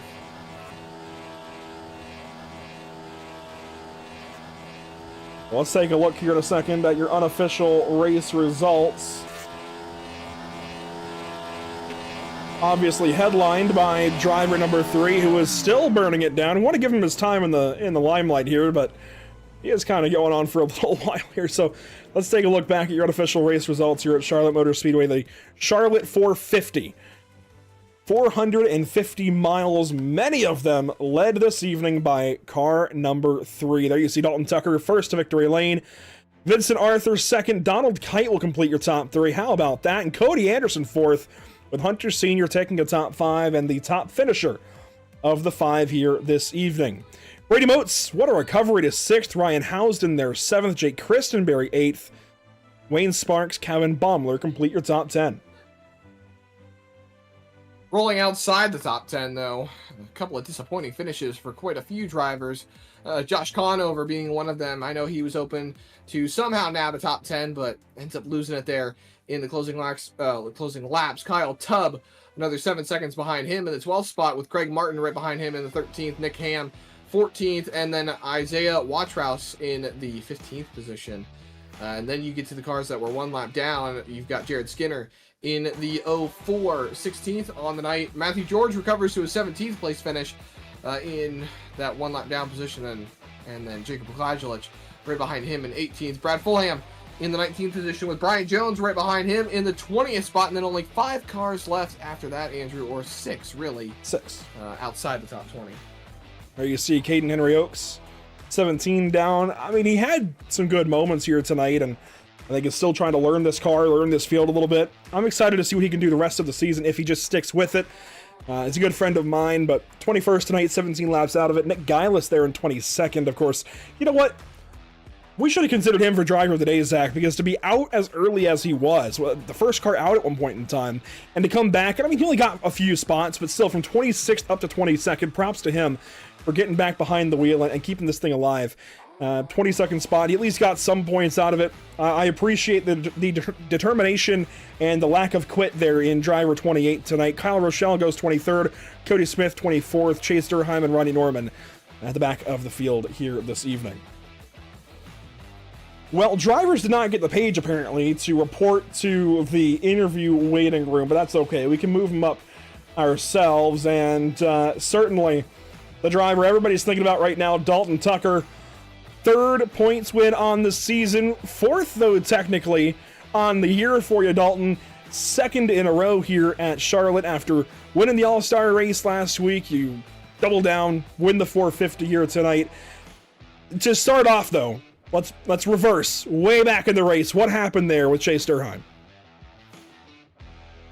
I'll just be honest, it was a little bit of frustration, and I'm not gonna say I definitely did not wreck him on purpose. I meant to just bump him, kind of show him like, hey, stop aero blocking me, slap 70, 80, 90, whatever it was. And just really meant to bump him to say like, hey, I'm here. Like, I'm not trying to run this hard right now. And with these cars, I mean, if you bump slightly too hard, it can shoot it left, right. And I think it got him in the wall, and when he came off, he just came across my nose. But it wasn't my intent, but it was my intent to kind of show him, like, hey, I'm frustrated back here. But that was about it. Is that something, and I'll get to the rest of the race here in a second, but is that something you expect to come back up at some point? I mean, I would say no. I didn't do it as like a retaliation against him, not at all. But a similar situation happened in Atlanta, ended my race. So I mean, the way I see it, it's just racing. I didn't think he did it intentionally to me and Ronnie, but with these cars, you get into the back of somebody and it shoots them all over the place, and it wasn't my intent. I know it wasn't his intent when he got me at Atlanta, so I just say it's hard racing and it's part of it. And so in the scope, of course, of just tonight, 106 laps led out of 300. That's a pretty dominant evening for sure. Started first, finished first, high obviously first. Low is 25th though. Obviously after the crash with Durheim, you got sent all the way to the back end of the field, 25th spot. That run back through had to be stressful. It was extremely stressful up until I got to about 3rd or 2nd, and I was completely content with that. I was happy with what I did. I was thrilled to be able to come from the back up to 2nd, and I was running Vinny down pretty good. I don't think I had enough to get him over the course of the race, but it would have got very close at the end, because about each pit stop I was cutting 2.5, 2 seconds off, and I got it right down to 2 seconds with one more pit stop, so it would have been extremely fun to watch. Of course, Dover next up, completely different kind of racetrack. How do we feel about it? Typically I got pretty good luck at Dover. It's one of my more fun tracks. It's extremely hard to drive, hard to pass. very line sensitive. You got to create a rhythm to be fast there, and it's hard to say with this car. Sometimes you can kind of search around and find grip other places, but typically you just want to hug that bottom, and when someone does that and they're fast, it's hard to pass them. So hopefully we can get track position, not do what I did tonight, and lose it, and just stay up front. Dalton, it's good to talk to you as always. Congratulations, big night here at Charlotte. Like I said, 106 led, and certainly in contention for that driver of the day vote. Hopefully we're talking to you again soon. Yeah, appreciate it. And glad to have the Intimidator scheme on the car. I guess in a roundabout way, it kind of happened tonight. Not intentionally, but it did the part, and it looked the part. So it was good to get that car in victory lane. Definitely kind of fits. Well, Dalton Tucker, congratulations once again. On down to second place. That's going to be Vincent Arthur, Zach, and it makes sense that you're talking to him here. Here's driver 24. Vincent Arthur rounds out what is a up and down kind of day in a second place finishing position here at Charlotte. You know, Vincent, I personally didn't think we'd be talking to you at the end of the race. You started way further down the running order, but you managed to bring it back, and hey, you led 82 laps. What do you think you needed there to grab the win away from the 3 car sitting in front of you? For that yellow flag not to come out with 44 to go. If that didn't come out, nobody was touching me. I had the strategy played right, and the way I was running the tires, like, that's probably the most consistent 3 stints I've had back to back to back. And if we had gone green there, nobody was touching me. So it's just unfortunate. Sometimes with these cars, you run the same speed for 25 laps, and by that point, you kind of chew your tires off of it. And Dalton is really fast, so I knew kind of once I was behind him, it was going to be really tough to pass him and try to take 2 tires at that last stop. He also took 2, so you're on the same speed, can't pass anybody. Probably sound like Kyle Busch right now, but yeah, it's a very frustrating second place. Well, second place at the end of 300 laps is still nothing to be ashamed of, and we talked a lot about the tire strategy and the fuel strategy. When it came to trying to cut out any sort of stop, do you feel like, you said you had managed the strategy perfectly and you had it locked up. Do you think there was anything that could have been done to upset your strategy in any way by anyone else, really, or maybe some way that strategy could have inevitably failed you somehow, some way, because it seemed pretty locked in on what you wanted to do? Yeah, I mean, honestly, it was... When the race went green, it was pit every 50 laps, try to split it as evenly as possible. And then when the caution came out, with 74, I think, lap 74 or so, like when we went back green, we had 225 laps to go, or 224, whatever it was. So pretty much just splitting it 45 every single stint seemed to be the best. And I think I got a jump on some of the people to start it. But then people were throwing, undercuts, overcuts, everything else at me. And at that point, I mean, I kind of, it's crazy to think that I've been on the sim here for 8 years at this point. But the experience of running so many laps here through different tire models and stuff like that, it all just kind of comes back to you. And I found an old trick that I haven't used since probably 2018, 2019. And it came into effect today. So, once I figured that out and started, doing my stints, because I knew that was probably the fastest way to do it, even if people were undercutting, overcutting, whatever they were doing, it seemed like I was always able to retain the lead. So I think, man, before I pitted that last stop, I started to pull away from Dalton again, which gave me the confidence, because he had about 3 or 4 lap fresher tires than I did. So that gave me the confidence that, regardless if he was going to close the gap that I would build from undercutting him again, I'd be able to hold him off there at the end. So just real unfortunate that caution came out. And when, like I said earlier, when everybody runs the same speed for 25 laps and then you get a caution after that 25 laps, it's kind of difficult to do something with it. So yeah, I mean, good night. It was fun. It's fun racing these guys, but yeah, definitely wish I was wish I could have I don't know, frustrated. Late race caution can certainly put a hindrance on what is still an amazing race that you ran tonight, and I think there's not much you can take away from, I mean, still a fantastic run that is catapulting you into the chase. And, you know, we talk about the chase with the schedule moving on out of Charlotte. Do you feel like there are any tracks coming up that are going to be in your wheelhouse? Next week, Dover. That's kind of been my playground in years past. It's my home track. It's one of my favorites, if not my favorite track. So we'll go out there and try to bring home the checker flag. But yeah, I mean, there's a couple really good tracks coming up for us, a couple road courses. So really looking forward to them. Sounds good to hear. Well, congratulations on your second place finish on the night. Hopefully we'll be talking to you again next week at Dover. Thanks, guys. See you then. And Vincent Arthur with second place on the night. And Andrew, that's the same strategy that I had in mind. Pit every 50 laps, try to split as evenly as possible, and run it out to the end. And it almost worked. And I think if that race goes green to the end at some point in time, it maybe still can work for Vincent tonight, but it didn't. And in all of that, it ends up giving us a pretty unique third place finisher. I'll be honest, Donald, early in the race, I was like, man, this guy is just not doing well tonight. It makes sense, though, to be caught up in traffic, held back early, and then here you go. As soon as you get an opportunity to kind of shine, you do exactly that. What situation even put you in third place to begin with?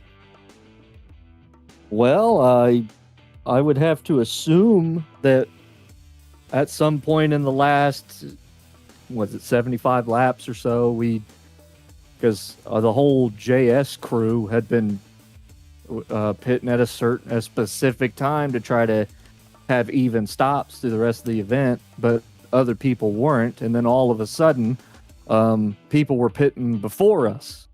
And even some of my guys came and pitted early, and I was like, well, I'm just going to stay on schedule and come back. I was 2 laps from I was coming to pit road when the caution came out.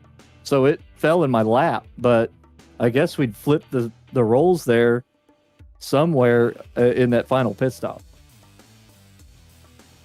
And it all led to this third place finish. And these kinds of finishes, I mean, I was talking about it earlier, this race, whether it's in NASCAR or NORA, it seems to produce kind of abnormal leaders and later on abnormal winners and even just top finishers.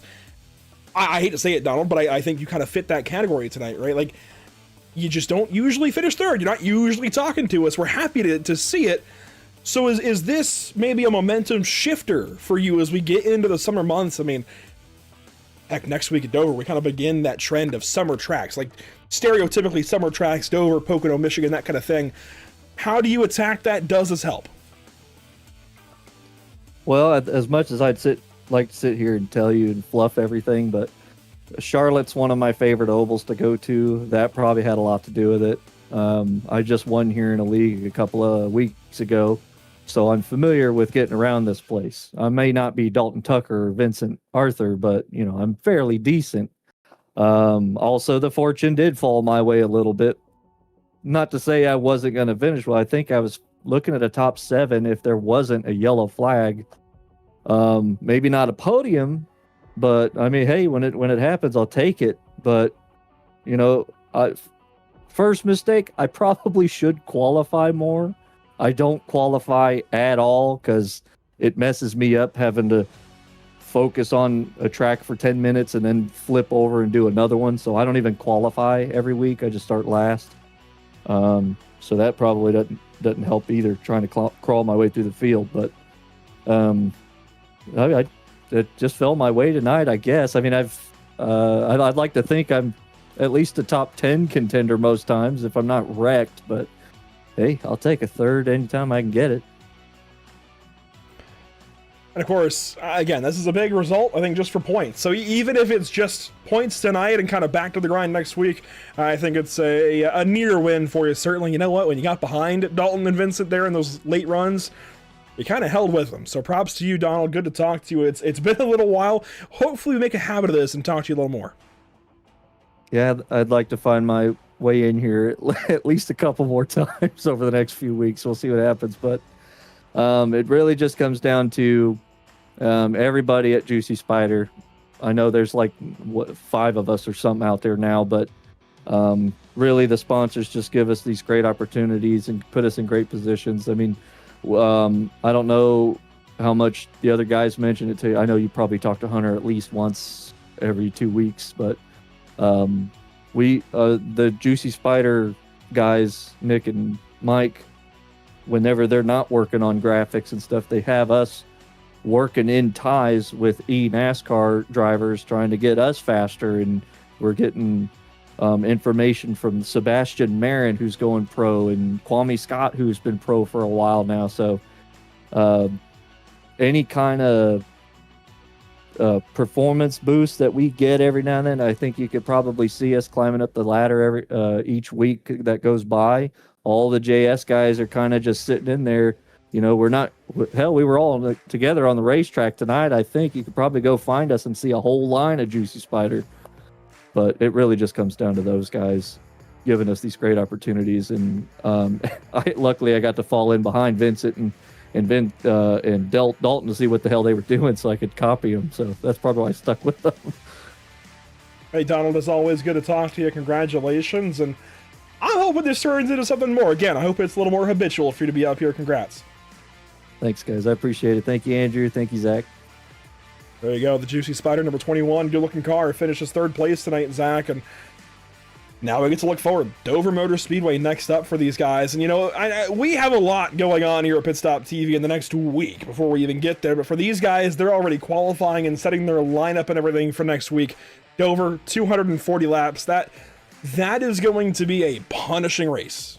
Not just for the drivers, might I add. I think also for us. It's going to be an interesting one. Dover, no matter the field, no matter the car, has the potential to get out of hand very quickly.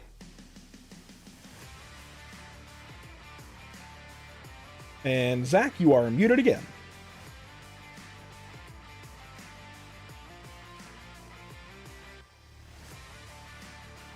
He still hasn't unmuted, so I wonder if maybe he stepped away. But there you see the remainder of the schedule, the entire schedule this season. From Charlotte, it's out to Dover, Pocono, Michigan, and Sonoma. The next few races coming up for the series. Of course, you can follow along and play along in the Whiplash fantasy game here for the NORA Retro Cup Series in 2026 and hopefully many seasons beyond. There you see some of the info down below. Take a screenshot, save it, join the Pit Stop TV Discord, get in on this with us. There's free prizes, a diecast stand, some paints, all of that good stuff. Thanks to our partners, particularly with TZO Designs in this case, but also here Whiplash Creative. Just happy to be doing this and bringing something so unique to sim racing in this way, and very much looking forward to continuing it the rest of the season. I've kind of tried to delay the driver of the day reveal, Zach, because I was wondering if it was going to change at all, but it doesn't seem it's going to. I'm happy, though, with who it's going to be going to, and that is going to be the number 11 of Jake Christenberry. I know the result doesn't show all of the speed he had today, Zach, but he was really, really impressive. Honestly, I want to disagree in the sense because I feel like Dalton Tucker somewhat deserved it with the comeback that he had, but sure, but we know that Dalton and Vincent are good. This is just not something you expect out of Jake. No, you're right, and I think that's a solid pick. I mean, he started inside the top 10, finished 8th. It's not a bad pick. He played some good strategy too. You're right. I can agree with it. I think it's a solid pick for driver of the day.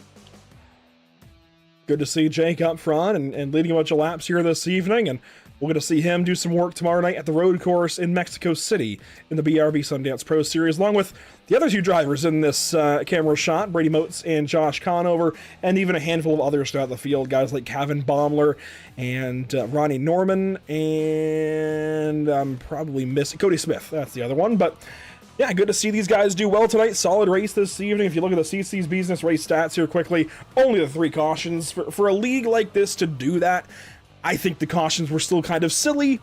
Easily could have gone caution free. We also had a couple of incidents that didn't get a caution. So regardless, it was a great night here at Charlotte. These guys definitely showed what they're made of tonight. It's maybe slightly abnormal in the sense of some of the incidents, but still a good night for these guys overall.